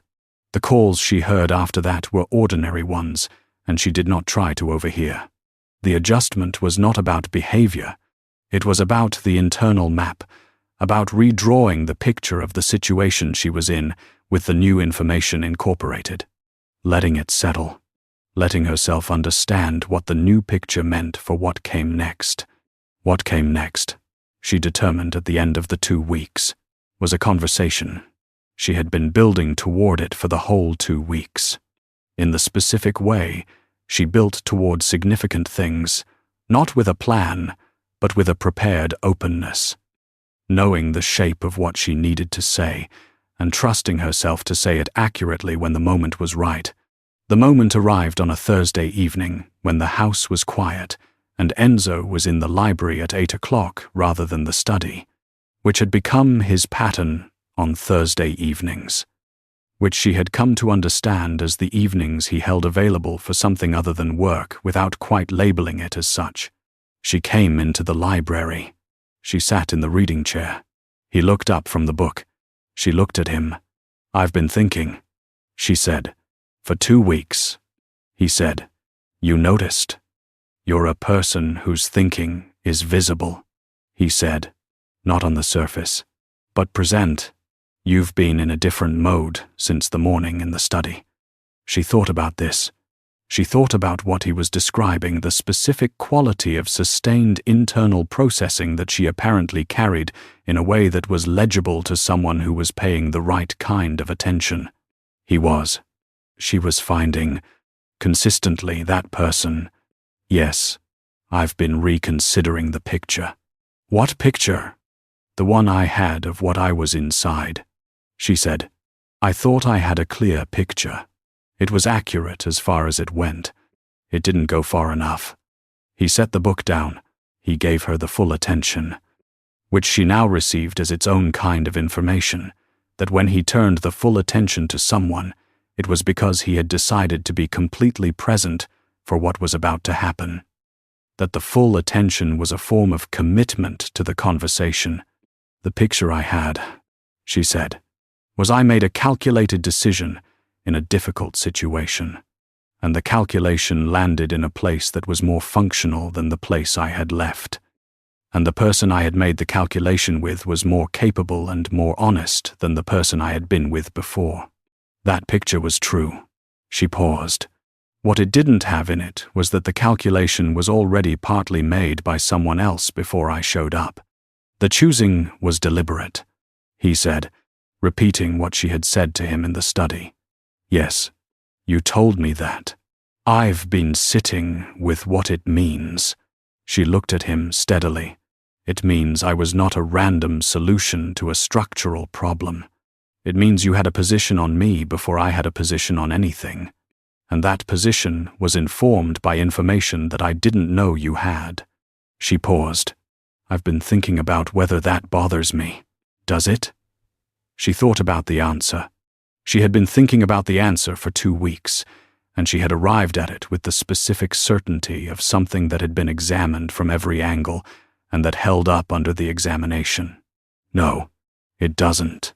And I want to explain why. Because the why is important." "Tell me," he said. "It doesn't bother me because of what the choosing tells me about the judgment," she said. "Reed Alcott described me to you. He described me the way he saw me, as useful and naive and manageable. You heard that description, and you arrived at a different conclusion from the same facts. You concluded that the naivety was his interpretation of my trust and not an accurate reading of my capacity. You concluded that the usefulness was evidence of competence rather than evidence of something to be exploited." She looked at him. "You were right. He was wrong. And the fact that you were right, from his description, from a single meeting you didn't know I knew about, tells me something about your judgment that everything else since has confirmed." He said nothing. He was looking at her with full attention. She wore the expression she'd learned to read over 2 months, the kind where an internal update shows if you know what to look for. "What it also tells me," she said, "is that I was legible to someone who was looking correctly. I was legible. Reed spent 6 years with me and didn't see me. You heard his description of me for 40 minutes and did." She paused. "That is the thing I have been sitting with for 2 weeks. Not the choosing, the legibility. The fact that I was there to be seen. That I was always there to be seen." He was quiet for a long moment. "Yes, you were. I didn't know that," she said. "I thought I had disappeared into the marriage. I thought Cass Reeve, who used to have a career and a functional sense of her own competence, had been replaced by Reed Alcott's wife, who signed documents and managed dinners. I thought I had become the tool he described me as." She looked at the library, the books, the reading chairs. The way the room had made her feel more like herself for most of 2 months than she had in 6 years. "I was wrong," I was still there. I was apparently visible to the right observer. He looked at her. The expression had shifted. The reading was still happening, but there was something else in it now. Something that was past the reading and into something she did not have a clean word for. "Cass," he said. "Yes." "What are you telling me?" She thought about how to say it. She had been thinking about how to say it for 2 weeks, and she had found, in the end, that the most accurate version was also the simplest. "I'm telling you that I understand what I'm in," she said. "Not the contract, not the succession clause, or the council review. What I'm actually in, which is something that has not been entirely about either of those things for a while." He was quiet. "And I'm telling you," she said, "that I'm not adjusting to it. I'm accepting it. There's a difference. Adjustment is what you do when something is inconvenient. Acceptance is what you do when something is accurate." He looked at her for a long moment. He had the quality she called his version of significant feeling, not visible on the surface, contained. It showed in his attention and in the careful silence he kept. He stopped. He started again. "The third condition. You told me you wanted to understand what you were inside. I took that seriously. I've been trying to give you the full picture as the situation allowed." He paused. "I should have given it to you sooner. I was wrong about the timing." "Yes, you were, but I understand why." "Do you?" "You didn't want the information to be currency," she said. "I know. You told me that." She looked at him. "What I want to say about that is I understand the distinction you were making. I also want you to know that the information would not have been currency to me. I don't trade on vulnerability, mine or anyone else's. I find it inefficient." She paused. "If you had told me in the first week, I would have received it as honest disclosure, and I would have updated my picture, and I would have continued to do exactly what I've been doing." "I didn't know that yet," he said. "In the first week." "No, you didn't. So it took 2 months. That's the cost of not knowing." He looked at her. Something moved in his expression, not the contained feeling. Something more immediate than that. The quality of someone who has been in a specific kind of tension for a long time, and who has just had the tension resolved in a direction they had not been certain about. "You're very direct," he said. "You knew that from the first meeting." She said. "I did." He said. "I found it." He paused. "I find it clarifying. Most people manage their directness. I used to manage mine," she said. I stopped. He looked at her for a moment. He looked at the library, the 2 chairs, the books. The Thursday evening that had been becoming the specific kind of evening that neither of them had labeled, but that both of them had been showing up for. He looked back at her. "I have something to tell you," he said, "which I should have told you before now." "I know." He looked at her. "You've been moving toward it for 2 months," she said. "I've been watching you move toward it. I wanted to see if you'd get there. And you're here," she said. "So tell me." He was quiet for a moment. He looked at his hands on the armrests of the chair. Something he did when deciding how to say something. She had seen it twice before, and both times what followed had been true. "I chose you specifically," he said, "not because you were the best available option in a set of options. Because from what I knew of you, which was imperfect and came from a biased source, you were the person I wanted to be in this with." He paused. "I am aware that this is an unusual thing to say about a contract. I'm saying it because you asked for the full picture, and this is the full picture." She looked at him. She thought about the parking garage, the box, and the choice she'd made. She thought about everything that choice had set in motion, and that it had been possible only because he'd already decided to decline Reed's proposal, to keep the record, and to accept the third condition. "You said the library is better when there's someone else in it," she said. "Yes. That was the most honest thing you'd said to me up to that point." He looked at her. "I know." I intended it to be. I received it as that, she said. She held his gaze. Enzo. Yes. I need to tell you something also. Tell me. I have been writing in a notebook since I arrived, she said. Every evening. What I observed. What I learned. What I thought. Pages and pages of it. She looked at the window and the dark garden beyond it. In the last 6 weeks, the entries have been increasingly about you specifically, rather than about the situation generally. I noticed this and I noted it, and I did not do anything about it for 6 weeks because I was being careful. And now, he said, and now I've been careful enough, she said. He looked at her for a long moment. The room held them in that Thursday evening quality. The reading chairs, the 2 untouched glasses of water, the books, the dark garden beyond the window. He said, What do you want? She thought about the question. She thought about what wanting was now. As a 32-year-old woman, in a house she had walked into with a contract and a box of 6 years and nothing else, and that she had been filling in the weeks since with the specific, careful, notebook-documented process of learning to know where she was. She thought about what the notebook said and what she had been careful about and what being done with being careful meant. I want to stop living in a wing, she said.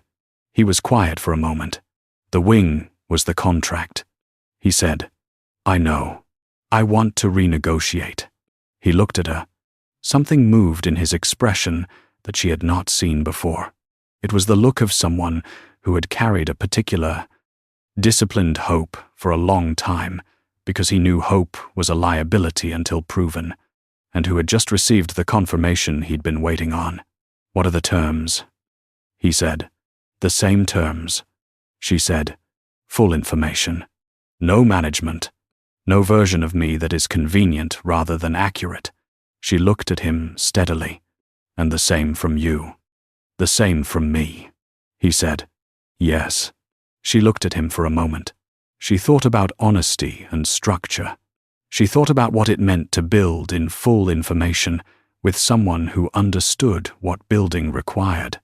She thought about the contract, the most honest document she'd signed in 6 years, and she thought about what would come after when both parties were truly ready together. Thursday evenings, she said. Yes, starting tonight.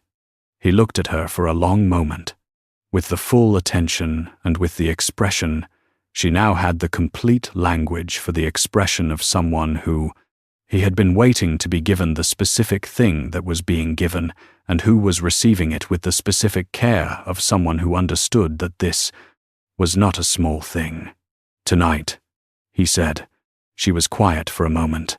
Then, what are you reading? He showed her the cover. It was a book about organizational complexity she had spotted on the shelf 3 weeks earlier. She'd nearly taken it, but left it there because it felt like too much of a statement. I've been meaning to read that, she said. I know. I saw you looking at it. She looked at him.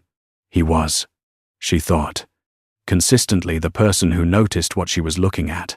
She thought about what it meant to be in a house with someone who noticed and who said so not to manage her, not to demonstrate that he was watching, but because the noticing was the natural result of paying attention, and he paid attention the way she paid attention, with the full allocation of it, because both of them understood that partial attention was not worth giving. She went to the shelf and took the book. She sat back down in the reading chair. She opened it. They read until midnight. They did not talk much. There was a sentence now and then, the occasional comment about the passage they were reading, and a steady, companionable presence that came from sharing a room many times and, over those repetitions, arriving at a place that was neither arrangement nor performance, but just where they were. At midnight he stood. She stood. He looked at her.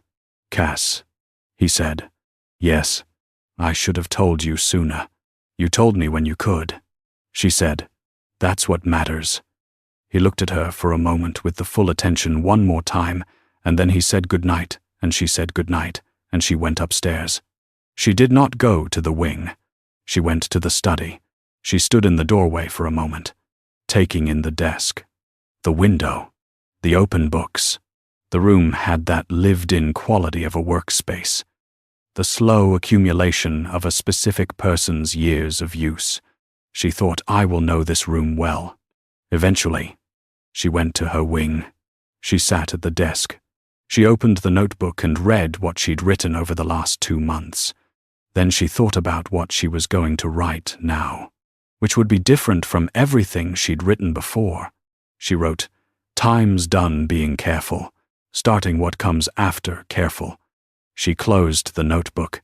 She sat in the quiet of the room, and she thought about structure and about what it meant to be inside, something you understood and also could not entirely predict. And she thought that the unpredictability was not the problem. The problem, in the previous life, had been that she had thought she understood the structure and had been wrong. She was not wrong this time. She understood what she was in. She knew the load-bearing elements and the stress points and the things that were not on the blueprint because they were still being built. Both of them had been building them. That was the difference from the previous life. And it was not a small difference. She turned off the light. She lay in the dark, and she thought about the conversation and about what renegotiating meant and about the terms she had proposed and the terms he had agreed to. Full information. No management. No version of her that was convenient rather than accurate. She thought, I have been in this house for 2 months, and I have been exactly myself. Every notebook page is me being exactly myself. And he has been, I have watched him be exactly himself. And the exactly himself has been someone she wanted to know better and was going to. She went to sleep. She dreamed about nothing, which was what she dreamed when she was not troubled, which she was not. The Luca situation resolved itself in the weeks after the Thursday conversation, not through any single action, but through the accumulation of evidence. The council review was scheduled, as required, and Luca had his procedural standing, and the review occurred a formal meeting with the full council, which Cass attended for the first time as more than the wife in the wing. She had prepared for the council review the way she prepared for significant professional engagements, thoroughly and in advance. She'd thought through what each council member cared about, what they understood, and what would convince them personally rather than in general. She had the financial analysis ready. She had the structural argument for the legitimacy of the marriage ready. She had prepared for Luca's specific objections and the angles from which those objections were most likely to come. What she had not prepared for was Luca arriving at the review and saying, before the proceedings began, that he was withdrawing his request for a review. The room was quiet. She looked at Luca. He was looking at Enzo with the expression she'd seen once before, a warm, genuine acknowledgement of a situation he'd quietly chosen to accept. He looked at Cass. He said, I expected a decorative solution. I got something else. He paused. I haven't decided what that means for my position in the long term, but it means the review is premature. She looked at him. She thought about what it meant that Luca Cavalieri had decided to step back, and she thought it probably meant several things simultaneously, that he had assessed the situation and found it genuinely different from what he had expected, that he was calculating his position in a longer game, and that whatever genuine warmth he had for Enzo had included, in the end, a specific recognition. She thought, he's not done. He's recalibrating. She thought, that's all right. Recalibration is not the same as defeat, and defeat was not what this needed to be. She looked at Enzo across the council table. He was looking at her with the full attention. She looked back with the full attention. Around them, the council members processed the withdrawal, and the meeting moved into its formal conclusion. And Luca sat on his side of the table with the warm and calculating quality that was his characteristic mode. And the proceedings ended correctly. After, in the car, she said, he's not finished. No, Enzo said. But he's moved the timeline. Why? He was quiet for a moment, because he could see that what he was working against was real. He said, Luca is practical. He adjusts his tactics to what's actually in front of him. He looked at her. What was in front of him was a marriage that was not what he expected. A wife who was, he paused, not decorative. Not decorative, she said. No, he'll come back, he said, but not the same way. Good, I'll be ready. He looked at her. His gaze was full attention, the expression she finally had words for. I know. You'll have been reading files. She looked at him. She felt the corner of her mouth move. Probably, she said. He was quiet for a moment. Cass. Yes, thank you. She looked at the city passing outside the car window. She thought about what thank you meant between two people who had agreed to full information and no management. And she thought it meant, I see what you did, and I see that it was yours, and I'm saying so directly. It was my fight too, she said. He said nothing. She looked at him and found him looking at her. And the looking was the full attention quality, and also something that was now past the reading, that had been past the reading since Thursday evening. Since times I want to renegotiate times, and times the same from me. Yes, it was. The car continued through the city. She watched the streets and thought about what came next, which was the council review closed, and the immediate threat managed, and the longer game with Luca still ahead, and everything else that was Cavalieri the operations. The structure, the complex organism that she had been learning for 2 months, and that she was going to spend considerably longer learning. She thought about how many she was going to fill. She thought, I am 32 years old. I walked into a parking garage with a divorce and an eviction. I walked out with a contract. The contract led to a library, a house, a garden, and a study with an open window. What I am now is not who I was when I walked into that parking garage. It is not the person Reed Alcott made me into in 6 years. It is not the person he described to Enzo Cavalieri in 40 minutes in an office I didn't know was happening. It is the person who was legible to the right observer. It was always that person. She just needed to be in the right room. She thought, I'm in the right room now. She looked at the city and she thought about what came next. What came next? In the weeks after the council review, he was learning what she had agreed to when she said she was done being careful. It was not a dramatic thing. There was no single moment, no threshold. It grew from a particular set of days when the house was organized differently than it had been before Thursday evening. The change wasn't outward. It lived in how two people stopped managing a distance between them. She was still in the wing. She had not literally moved, but the wing was no longer where she was in the way it had been before. She was in the library on Thursday evenings, and in the kitchen at lunch, and in the study when she knocked and was told to come in. And these things were not the contract. These were the something that had replaced the contract, or that had grown alongside it, or that had been there since the third condition, and that both of them had been being careful about for 2 months. She was done being careful. She had one conversation with Marco in this period. She called him on a Sunday that was, she thought, the first Sunday in months that she had called because she wanted to, rather than because she needed to report something or request something. She told him that things were going well. He was quiet for a moment in the specific way. He was quiet when he was very carefully not saying something. What? She said. Nothing, he said. Marco. He paused. I sent you to Enzo Cavalieri because I thought it was your best option. I wasn't thinking about it. I wasn't thinking about the rest of it. There was no rest of it when you sent me, she said. No, but there is now. She thought about this. Yes, there is. Are you okay? He said. She sat with the question. It was a question she had not been asked in a simple, genuine way in a very long time, not as a social form, not as a management tool, but actually asked, by someone who wanted the actual answer. I'm better than okay. She said, I'm in something I understand and that I chose, and that is more than what I expected. She paused. That's new. He was quiet. Good.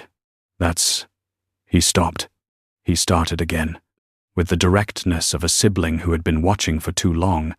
You deserved to have that before, Reed. You deserved it 6 years ago. Maybe, she said, but I had to be the person who walked into that parking garage first. What does that mean? It means I had to lose everything I'd built on the wrong foundation before I could find out what I could build on the right one. She thought about the parking garage and the box and the decision and about the distinction Enzo had drawn, not bravery. Something colder and more reliable than bravery. I'm glad I walked in, she said. I'm glad I took the option. Marco was quiet for a moment. Call me more often, he said. Yes, I will. She hung up. She sat in the sitting room of the wing that was hers and that was becoming, gradually, less the place she was a part in and more simply the place she was in because the house was now hers too, in the way things became yours when you stopped being a guest in them. And she was not a guest anymore. She thought about the notebook. She had been writing in it for 2 months, and she had written, in the last entry times, done being careful, starting what comes after careful. She opened it now, and she wrote, times. What comes after careful is this: the house in the morning with the kitchen and the garden and the bench and the open study window, the library on Thursday evenings, the lunch table, the council meeting and the car afterward, and times I know. He said, you'll have been reading files, the full attention, all of it, every time. The times same from me times when I said no management. She wrote, times I have been afraid. Since the parking garage, that legibility was a one-time thing, that I was visible to the right observer at one specific moment, and that the visibility was a function of the crisis rather than a function of me. I have been afraid that when the crisis was over, I would become the wrong version Cass again, the one who disappeared into a structure and could not be seen. She wrote, times I am not afraid of that anymore. The legibility is not about the crisis. It is about being the right size. I was the wrong size in the marriage, too small. Compressed. Managed into a shape that was useful rather than accurate. I am the right size now. I am exactly as large as I am, which is the only way to be seen correctly. She looked at what she had written. She thought, I am going to fill many more notebooks. She thought that's all right. The notebooks are the thinking, and the thinking is the work, and the work is mine. She closed the notebook. She sat in the quiet, and she looked at the room, the sitting room of the wing, with the window that faced the garden, and the desk where she had written for 2 months, and the chair where she had sat on the first night and thought, this is where I am now. She thought, this is still where I am, and it is a completely different place than it was. The house was quiet in the specific way. It was quiet on Sunday evenings, the staff away. Enzo in the study. The rooms doing what rooms do when people are not performing anything in them. She sat in the specific quality of this quiet, and she thought that this was what she had wanted when she married Reed Alcott and had not gotten, which was a place that was stable because it was real rather than because someone was managing its appearance of stability. She had it now. She had built it, with the specific, cold, reliable thing that wasn't bravery, from a parking garage and a box and a decision made in the absence of better options. She thought the worse the starting point, the clearer the building. She went downstairs. She went to the study. She knocked. He told her to come in. She came in and sat in the chair across the desk. It was not the same chair. She had a different one now. The seat by the window she had moved there on the 3rd week when she was still learning the house and had shifted it without asking because it was the kind of thing you did when a space was becoming yours. He had not moved it back. "What are you working on?" she said. He told her. She listened. She asked 2 questions. He answered them. She made a suggestion born of 2 months of reading his files and mapping his structure. And when she offered it, he looked at her with the expression she now had the full language for. And he said, "That's better than what I had." "I know." He looked at her. The corner of his mouth moved. His version of the smile. Small and specific. She had been waiting to see it for weeks, and she found it entirely worth the wait. "Stay," he said. She looked at him. She thought about the Thursday evening and times renegotiate times, and the terms and the times same from me. She thought about the accumulation of Sundays and lunches and library evenings that had been building this. Whatever this was, from the structure of the contract. "I'm already here," she said. He looked at her for a moment. "Yes, you are." She pulled the chair closer to the desk. He turned the document toward her so she could read it. They worked in the study on Sunday evening. In the quiet of a house that was hers, and his in the way, things are yours when you have built them in full information and without management. Outside, the garden was doing what gardens do on Sunday evenings. The bench was in its place with the morning light still hours away. And the city beyond the wall continued to be itself. This was the structure she had built. This was what it was. Luca came back in 6 months. She had known he would, had known since the council meeting, since his withdrawal and the specific quality of his reasons for it, since the genuine warmth that was also genuine tactical reassessment. She had told Enzo not finished. Recalibrating. She had been right. 6 months was the length of the recalibration, and what he came back with was different from what he had brought to the council. He did not come to the house this time. He requested a formal meeting at the Cavalieri Trust offices.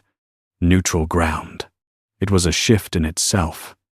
The choice of someone who had decided that the territory of the house was no longer the terrain he wanted to fight on. She prepared for the meeting the way she had prepared for the dinner and the council review and every significant professional engagement she had been in since the parking garage. Thoroughly and in advance. She paid specific attention to what she did not know as well as to what she did. What she knew, Luca had been building something in the 6 months since the council meeting. The specifics she had been tracking through the accessible financial structures that were part of the Cavalieri Trust documentation, which she had been reading for 4 months and which had become, in that time, as familiar to her as Alcott Group's structures had been. Not identical, the Cavalieri structures were more complex and operated on different principles but readable, legible, which meant that the anomalies were visible when they existed. There were anomalies. She had been noting them for 3 months. In the last 3 weeks, the anomalies had begun to form a pattern. She presented the pattern to Enzo on the Wednesday before the Luca meeting. She laid out the documentation on the study desk copies, organized, annotated in the specific shorthand that had become a private language between them over the months, the shorthand of 2 people who had worked together long enough to have a shared vocabulary for complexity. He read it. He was quiet for a long time. "He's been moving assets," he said, "into a subsidiary that is technically within the trust structure, but that is organized to be separable from it," she said. "The separability clause is in the fine print of the subsidiary's founding documents. I found it on the 14th page." He looked at the document. He looked at her. "When did you find this?" 3 months ago, I noticed the transfers. 3 weeks ago, the pattern became clear enough to build the case." She looked at the desk. "I've been waiting until it was complete before bringing it to you. Incomplete information is worse than late information." He looked at her. "You've been tracking this for 3 months without telling me." "I was verifying," she said. "I didn't want to bring you an incomplete picture." He was quiet for a moment. "Cass, yes. In the future," he said, "bring me the incomplete picture, and let me know it's incomplete. I would rather know something is developing than find out it's been developing for 3 months when it's complete. She thought about her own caution, the specific habit she had developed in the marriage of verifying everything before presenting it, of not saying anything she was not certain of being so accurate that there was nothing to question. She thought about where that habit had come from and what it had cost her. "You're right," she said. "I'll do that." He looked at her steadily. "Thank you," he said. Not for the documentation, for the acknowledgement. She understood the distinction. "What do we do with it?" she said. "We bring it to the meeting," he said, "but we don't lead with it. We let him make his proposal and we listen, and we understand what he thinks he has before we show him what we have. And when we show him, then we make a different kind of offer than the one he's expecting," he said, "one that accounts for the assets and the separability clause and the 3 months of transfers." He looked at the documentation. He's going to come in thinking he has leverage. He's going to leave knowing he doesn't. "Is that the goal?" she said. "For him to leave without leverage? Or is there something else?" He looked at her. "What do you think?"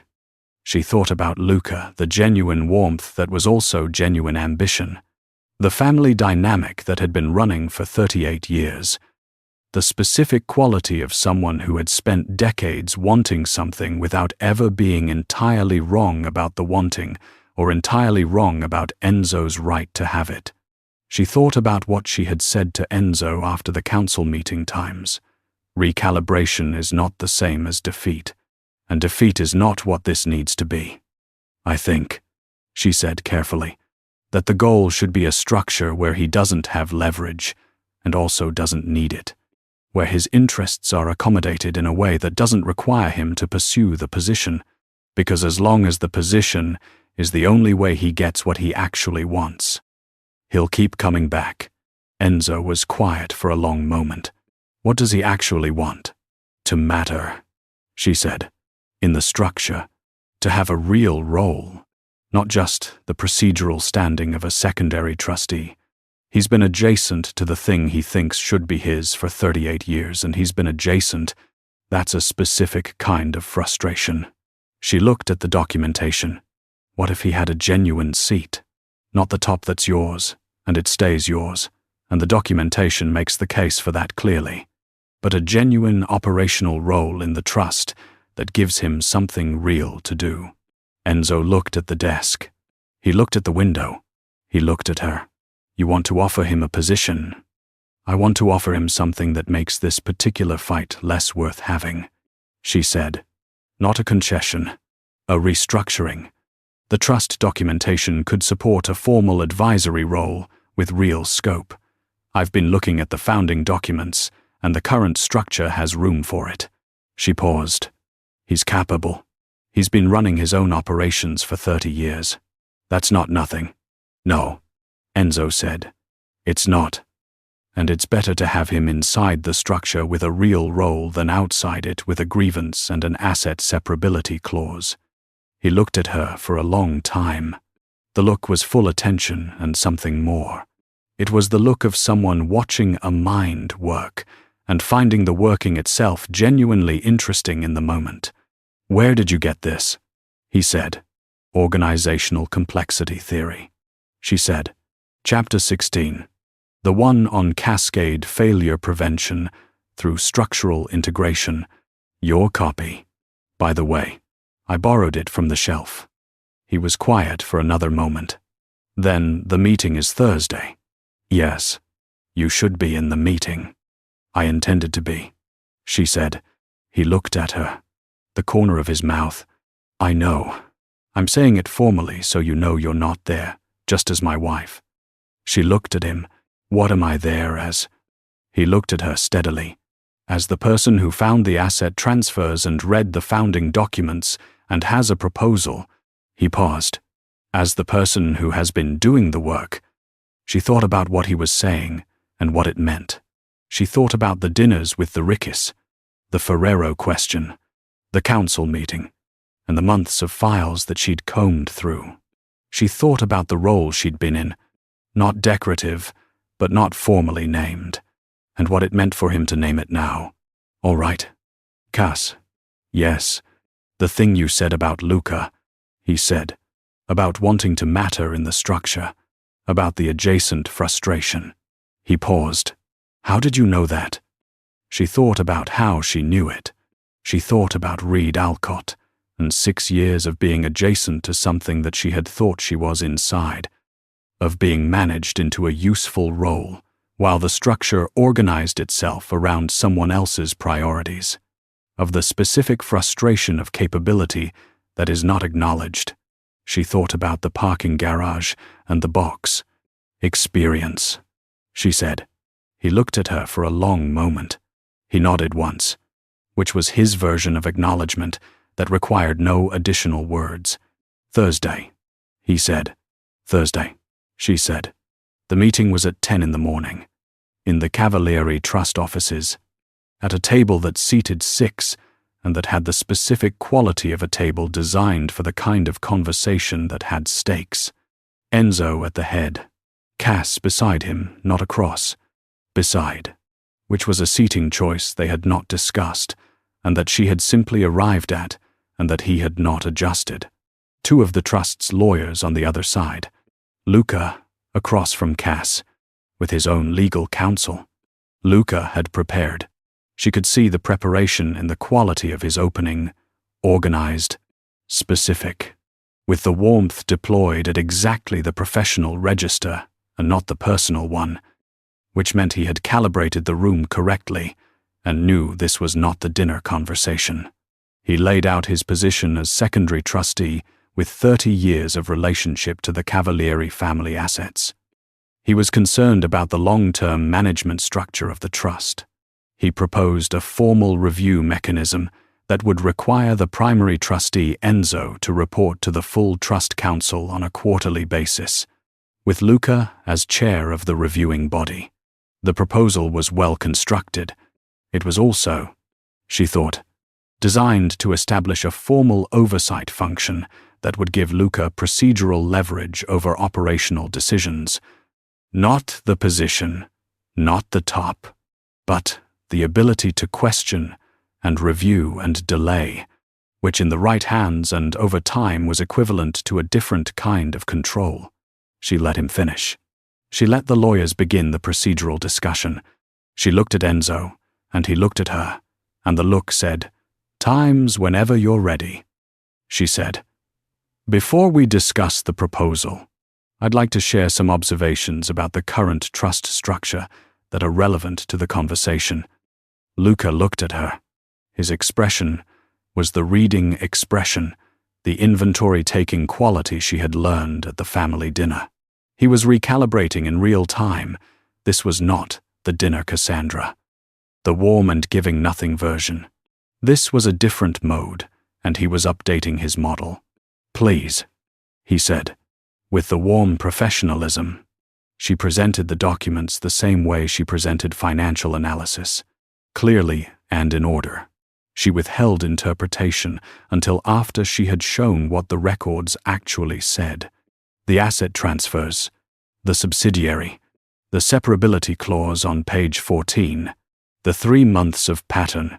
She presented it the way she had always presented financial information, with the specific care of someone who understood that the data made the argument, and that the argument made the data. The room was quiet when she finished. Luca looked at the documentation. He looked at her. He looked at Enzo. He did not say anything for a long moment, which was, she had found, what people did when they had been genuinely surprised, as opposed to strategically pausing, which looked different. "This is comprehensive," he said finally. 3 months of documentation, she said, annotated. She paused. "What I want to say about this is not what you might expect." He looked at her. "What do you want to say?" "That the assets can be returned to the main trust structure without adverse effect," she said. "That the separability clause is problematic, but not irreversible, and that the existence of this structure tells me something about what you need that your proposal today doesn't actually address." She looked at him steadily. You need a real role. Not oversight. A seat. Operational scope. Not review function. Silence, she said. The founding documents of the Cavalieri Trust have room for a formal advisory position with genuine operational input. I've read the documents. The position doesn't exist currently because it was never established. It could be established. It would give you something real to do with 30 years of experience in adjacent structures. It would also give the trust something genuinely useful in having that experience properly integrated. She paused. I'm proposing that instead of a review mechanism that gives you leverage you'll need to use because you have nothing else, you accept a position that gives you something you don't need leverage to get. Luca looked at her for a very long time. That warm, calculating quality was there as he processed what had just happened in the meeting he'd prepared for, which had turned into something entirely different. He looked at Enzo. You designed this, he said. She designed this, Enzo said. Luca looked at her. He looked at the documentation. He looked at the proposal outline she had included at the back of the folder, the specific terms of the advisory position, the scope, the operational access, the appropriate compensation structure. He read it the way someone reads a document they are genuinely considering. He did not read it like someone looking only for weaknesses. He set it down. He looked at her. You've been here 6 months. He said, yes. You learned the trust structure in 6 months. I had good source material, she said, and time. He was quiet for another moment. He looked at the window. He looked at his lawyers, who were very carefully not offering opinions because they had not been told to. He looked at Enzo. Give me a week to review the advisory terms. He said, Take 2. She said, the documentation isn't going anywhere. He looked at her. The warm expression shifted into something more specific, the same look she'd seen after the family dinner, when he had laughed at times. Those aren't available to you. The quality of someone who had received something unexpected and who was, genuinely, finding it worth receiving. All right, 2 weeks. The meeting ended with more to do and less resolved than it had been going in. What had been resolved was only the narrow terms of the conversation. Luca left with the documentation and the advisory proposal and the 2 weeks. He also carried the specific knowledge that the separability clause had been seen. In the elevator after, Enzo stood beside her. He looked at the door. She looked at the door. You didn't tell me about the proposal until this morning, he said. I wanted to present it in the room, she said, so he could see it come out of the meeting. Not as a prior decision. People receive things differently when they see them made. He was quiet for a moment. That's right. I know. He looked at her. The elevator reached the ground floor. They walked out into the morning. She thought about the morning and the trust offices, and Luca reading page 14, and the table and the seat she had chosen, not across, but beside. And she thought about all of it with the specific satisfaction of work done correctly, the clean, exact satisfaction she had felt in the parking garage had been the opposite of this. And this was the opposite of that, and both of them were hers. Cass, he said, when they were outside. Yes. I said you were there as the person who had been doing the work. He paused. That was insufficient. She looked at him. What's sufficient? You're not a person who does work in this structure, he said. You are a person who understands the structure and who makes decisions in it. He looked at her steadily. That's what a partner is. I've not had one. I want to be accurate about what I'm saying. She thought about the word partner, and about the contract, and about the third condition, and about Thursday evenings in the library, and about the documentation she had been building for 3 months, and about the seat she had chosen in the meeting room. She thought about all of it, and about what the word meant applied to all of it. That's accurate, she said. Yes, it is. They walked to the car. She walked beside him. 2 weeks later, Luca accepted the advisory position. He called Enzo rather than requesting a formal meeting, which was itself a signal, the personal channel, rather than the procedural one. She was in the study when the call came, and she stayed where she was, which she was now allowed to do. She heard Enzo's side of the conversation, and it was brief and concluded with a lunch the following week to discuss terms. After the call, Enzo put the phone down and looked at her. He said the proposal was well constructed. Good. He also said he paused. He said he expected a decorative solution and got a restructuring of the family trust. She thought about this. Is that what happened? Enzo looked at her. The full attention and the expression she had now. Entirely. The language for, yes, that's what happened. She went back to the document she had been reading. He went back to the call he had been on before Luca. They were in the study on a Wednesday afternoon, which had become one of the times she was there. The study was no longer his space that she occasionally entered. It was a space they shared without having formally agreed to share it. In the way that the sharing of spaces happens when two people have stopped maintaining a distance between them. She thought about the distance. She thought about the first night in the wing and the 12 pages of notes and the learning of the rhythms and the files. She thought about Ferrero and the garden and the study window and the Thursday evening and times, renegotiate times, and times I'm already here. She thought about the council meeting and the documentation and the meeting room seat and times, partner times, said on a sidewalk, outside the trust offices. She thought, this is what I built. She thought I did not build it alone. She thought, that's what makes it the right kind. Moral coda Cass, what she had not understood in the parking garage, on the day of the divorce papers and the eviction notice, was that the worst day was also the last day of something wrong. She had understood it as loss, which was accurate. She had not understood it also as arrival, not immediately, and that reading required time. A parking garage, and a phone call, and a decision made without better options, and a contract, more honest than any she had signed in 6 years. It required a house she had not expected, and a room of her own, and 12 pages of notes. It required the specific quality of a person who paid the right kind of attention, the full attention, the allocation of all of it, the kind that was reliable because it was not contingent on what she gave back. She had not understood, in the marriage, that what she had been doing was not just managing someone else's professional image. She had been managing her own absence.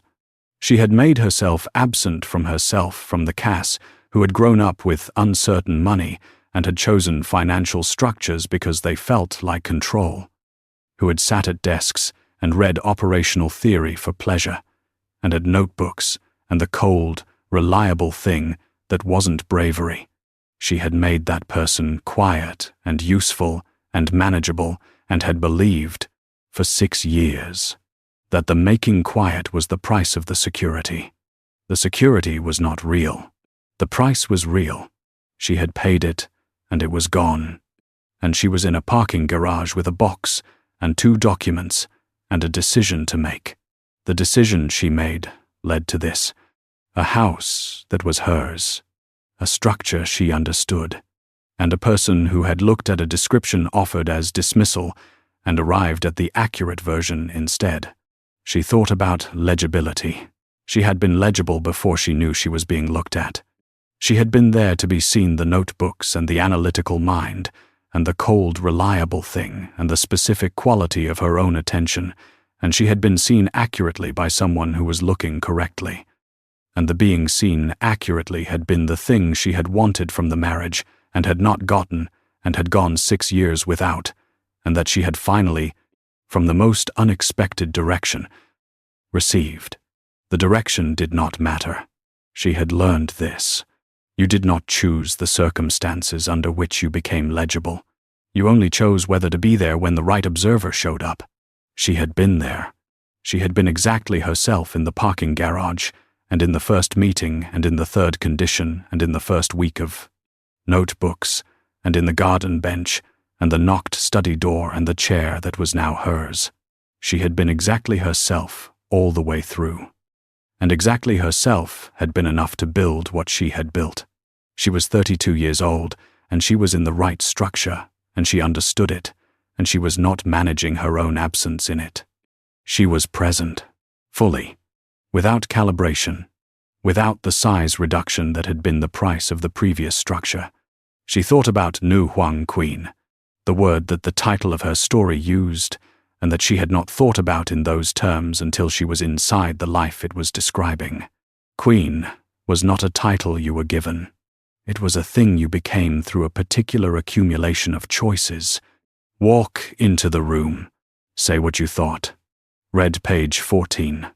Assemble the 3 months of documentation and put it in front of the person you had chosen to stand beside on a Wednesday morning. The decisions made the thing. The thing was what you were. She was not decorative. She had never been decorative. She was the woman one man had dismissed as useful and naive. Someone who had conflated trust with simplicity. Another man, though, had seen her as she actually was. She was the one in the chair beside the desk in the study on Sunday evenings and Wednesday afternoons, and whenever the work demanded it. It was most of the time, because she had given the work her full allocation rather than a managed, partial version. She had walked into the parking garage with nothing and walked out with a contract. From that contract, from the third condition, from the notebooks, the library, the garden bench, the trust documents, and the advisory position for Luca that reshaped a family dynamic stuck for 38 years. She had built something real and lasting. Real was the word. Not comfortable, though it was that too. Not safe, though it was that in the ways that mattered. Real. It was the quality of a thing that could not be argued with. The sort of thing that held its shape from every angle and bore weight all the way through. She was inside something real. She had built it with her eyes open, and with her full self, and with the person who had been looking for that person and who had found her, from the most unlikely source. At a moment when she had not known she was being found, she thought about the contract. The contract had been the beginning, and the contract had been superseded, and the superseding was ongoing. Which was what the right structure did. It grew past its founding documents into something that was more than the terms allowed for. Something that the terms couldn't have anticipated, because it was built by the people inside it, from what the people inside it actually were. She had been inside many structures. She had finally built one. She thought I walked into a parking garage with a box of 6 years. She thought I was the box of 6 years. It held the accumulation of everything she had learned, built, been, and survived, packed into a medium-sized box in a concrete garage on a Tuesday morning. She thought that box was enough. It turned out to be exactly enough. She went to the study. She knocked. She came in. She sat in the chair that was hers, the one she had moved. The one he had not moved back. And she pulled the document he was working on toward her, and she read where he was, and she said, "You've missed something in the 3rd paragraph." He looked at her. The full attention. The corner of his mouth. "Show me," he said. She showed him. This was what she had become. This was the queen. Not because someone had given her the title, because she had walked in with a contract and the 3rd condition, and the cold, reliable thing that wasn't bravery. And she had stayed. And she had read page 14. And she had moved the chair. And she had been exactly herself all the way through. And exactly herself had turned out to be the thing that was needed. That was always the thing that was needed. She had just forgotten, for 6 years, that she was allowed to bring it. She remembered now. She was not going to forget again. The months after the advisory position were the months in which she understood what had been built and what was still building. Luca's integration into the trust structure was not simple. It was the kind of thing that required sustained attention over time. The same kind of attention that any significant structural change required. Not a one-time decision, but a continuous management of the new configuration. The new dynamics. The new set of interests that were now formally acknowledged rather than operating as a parallel pressure outside the formal structure. She had known it would not be simple. She had proposed it, knowing it would not be simple, because the alternative, leaving the pressure outside the structure, was more expensive over time than the complexity of integration. She managed the integration. Not alone. Enzo was the primary trustee, and the decisions were his, but she was the person who tracked the anomalies and understood the fine print and built the documentation and presented the analysis. She was the person who, in the 6th month after the advisory position was established, identified a clause in the operating agreement that was going to create a procedural conflict in the following quarter, and that could be amended now cleanly or would have to be managed under pressure later. She brought it to Enzo on a Tuesday morning. He read it. He was quiet for a moment.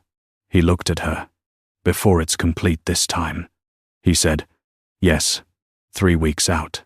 He looked at the document. "What's the amendment?" She told him. He asked 2 questions. He answered them. They resolved it that afternoon with a 1-paragraph amendment that Luca reviewed and signed without objection, because the amendment protected his interests as well as the main trust's, and he could see that clearly. Afterward, Sophia found her in the library and said, "He used to have to manage these things alone." Cass looked up from the book. "I know. He's better at it now," Sophia said. "The managing. He sees more angles because there's someone in the room who sees the angles he doesn't see." Cass thought about this. She thought about what it meant to be the person in the room who saw the angles. And she thought about what it had taken to be in the room at all. "Has he said anything?" She said. "He doesn't say things." Sophia said. "You know this. He shows things." Cass said. "Yes." Sophia looked at her for a moment, with the quality she had had since the beginning, the assessing quality, the inventory. "You're good for him," she said. "I want you to know that I think that I didn't know what to think when you first came. I know now." Cass looked at the book in her lap. She thought about the first week and the 12 pages of notes and Sophia in the kitchen telling her the rules and which rules actually mattered, and that she was the first person who had been in this position. "Thank you," she said. "Don't thank me," Sophia said. "I'm telling you because it's true, not because it's something you need to hear." "I know," Cass said. "That's why it means something." Sophia went back to wherever she had come from. Cass sat in the library with the book she was not reading and turned Sophia's words over in her head. Being good for someone, in Sophia's sense. Not decorative or merely transactional, but the kind of presence that made someone better at their work, was what she wanted to be.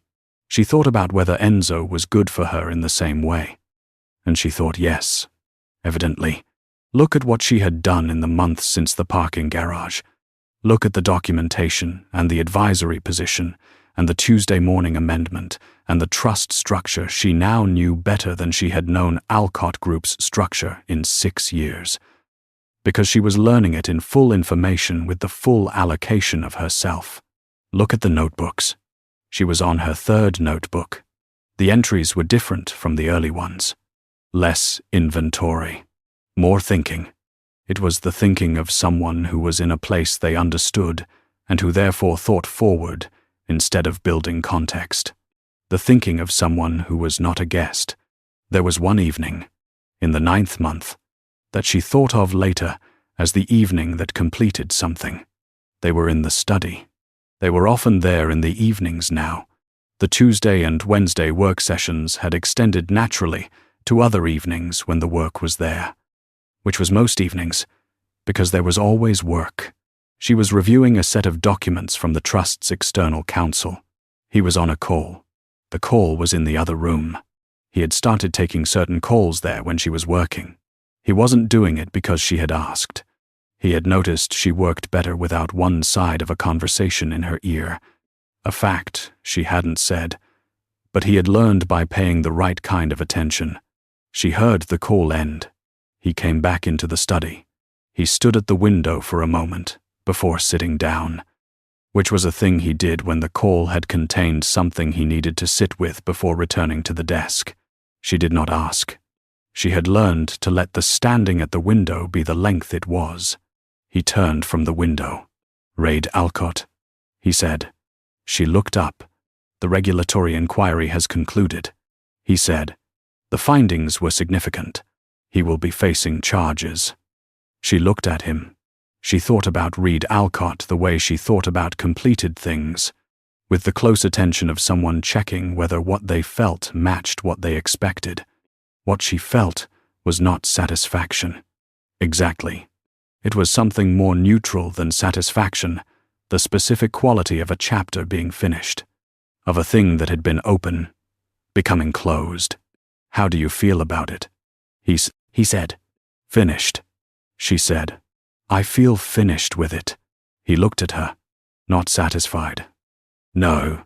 She thought about how to say what she meant.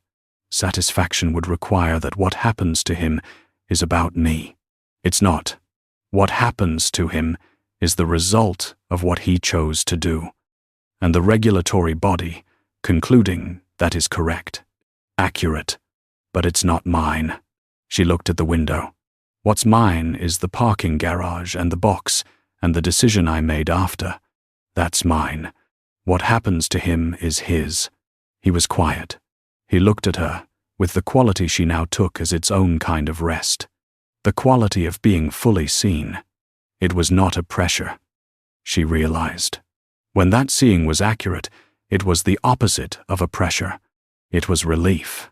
When the seeing was accurate, it was the opposite of a pressure. It was relief. Yes, that's right. She looked at the document in front of her. She looked at the pen in her hand. She looked at the room, the study she had knocked on, and entered, and that was now as much hers as her own space. The desk she worked at, alongside his. The chair she had moved, and that he had not moved back. "Can I tell you something?" she said. "Yes." "The night I called Marco," she said. "The night after the parking garage. I called him because I needed an option, and he was the person who had options. I wasn't thinking about Enzo Cavalieri and what it would mean to be here. I was thinking about what I needed to not go under." She paused. "What I didn't know then was that not going under wasn't the ceiling. I thought survival was the goal. I didn't know there was more above it." He was quiet. "There's considerably more above it," she said. He looked at her for a long moment. He said, "Cass." "Yes." He set down his pen. He stood from the desk. He walked to her chair, the chair she had moved, the one that was hers, and he stood there for a moment.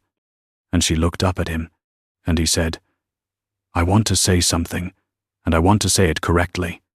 "Then take the time," she said. He took the time. She waited, in the specific patience she had with him, which was different from her general patience, which was the patience of someone who trusted that the something was worth waiting for. "I chose you from a description given by someone who intended it as a dismissal," he said. "I chose you from 40 minutes in an office I didn't tell you about. I chose you because of what I heard in that description of you that the person giving it could not see." He looked at her. "I have been in this house for 12 years building something that I have always understood was worth building, and that I have not until this year been able to build with someone beside me. Because of the specific cost of the beside." He paused. "The beside has never been worth what it cost, until it was." She sat in the chair that was hers, and she looked at him, and she thought about worth and cost, and what the cost had been and what it had given back. She thought about the cold, reliable thing that wasn't bravery, and about what he had said at the beginning. It's not bravery. It's something colder and more reliable than bravery. She had understood then that he was describing her. She understood now that he was also describing himself.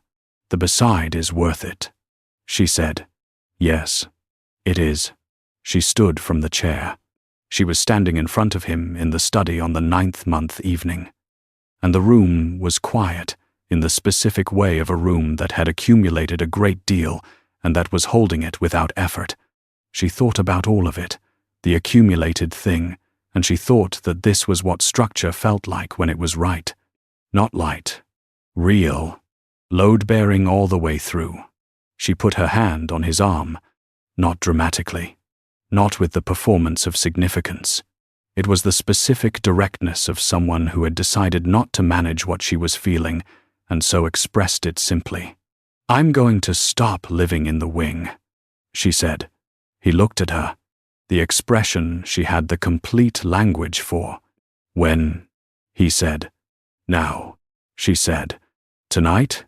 I have a notebook and a box of books, and the organizational complexity theory volume I borrowed from your shelf. That's what I came with, and that's what I'll bring." He looked at her for a long moment. "You came with more than that," he said. "I know. The rest is already here." He said nothing more. He didn't need to.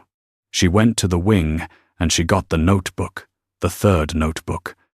The one she was in the middle of, and the box of books she had refused to leave behind when everything else went.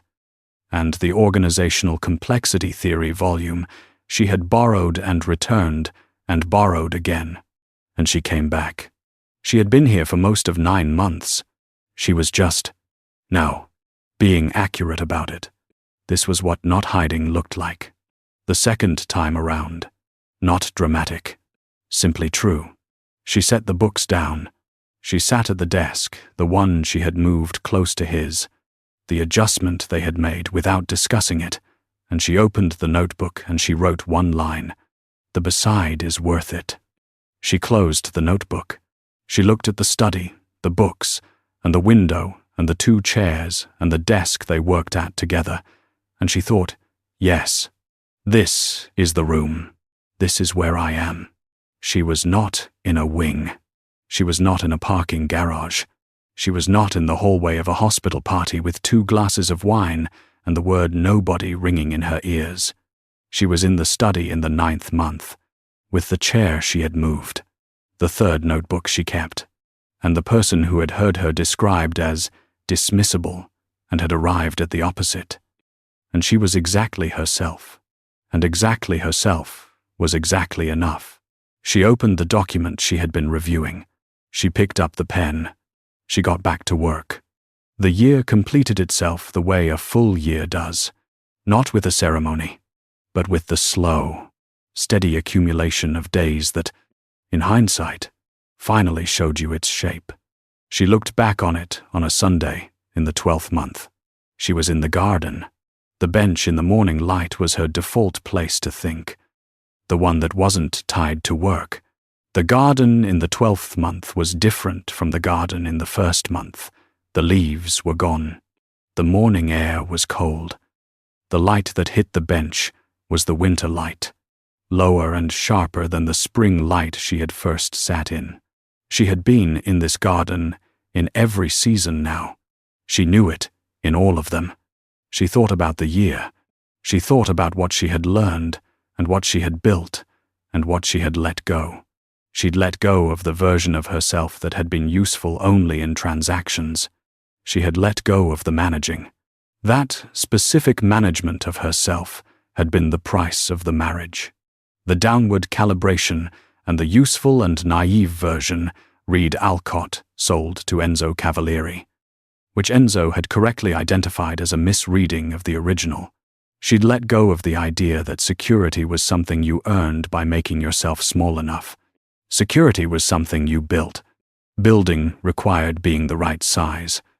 And the right size was the full size.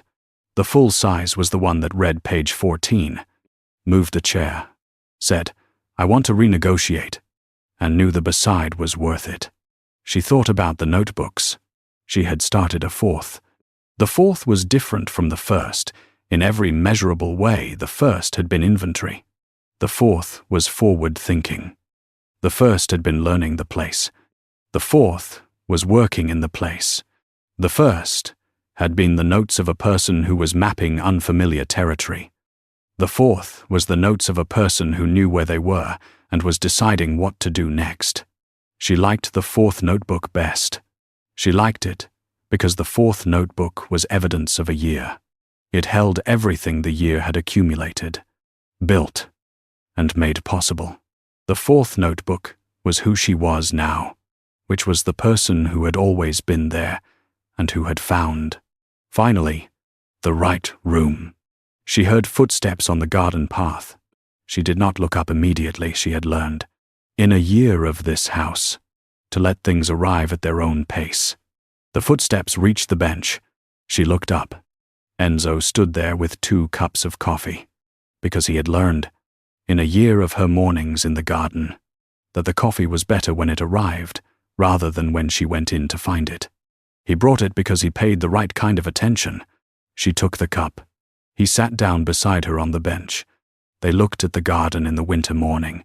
She drank the coffee. He drank the coffee. Neither of them spoke for a while. The quiet between them was one of the things they had built, and it was good to have.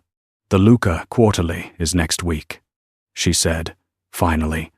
"Yes, the second one. I think it'll go more smoothly than the first." "Why?" "Because the first one established the format," she said.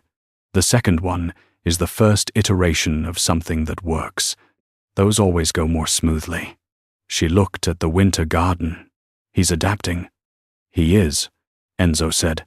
"Slower than you'd expect, and faster than I feared."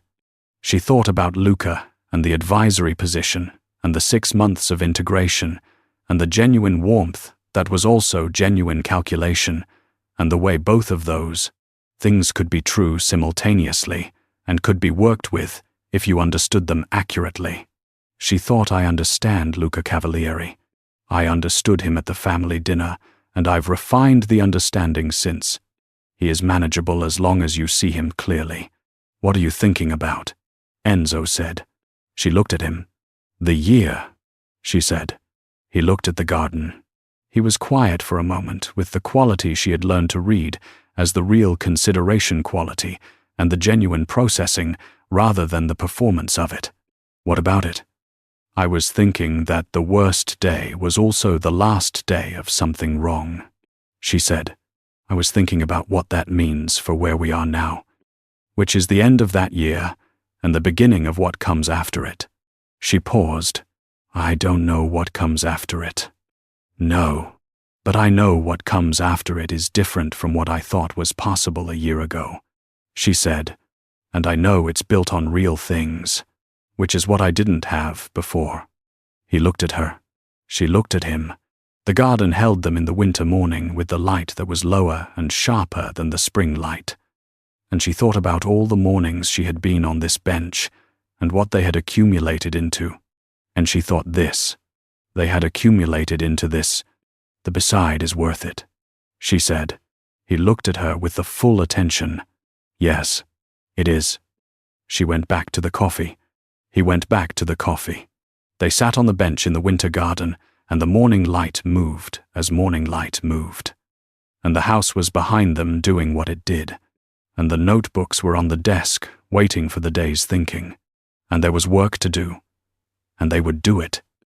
And there was a year ahead that she did not know the shape of and would build from where she was. She was where she was. She knew where that was. That was enough to start.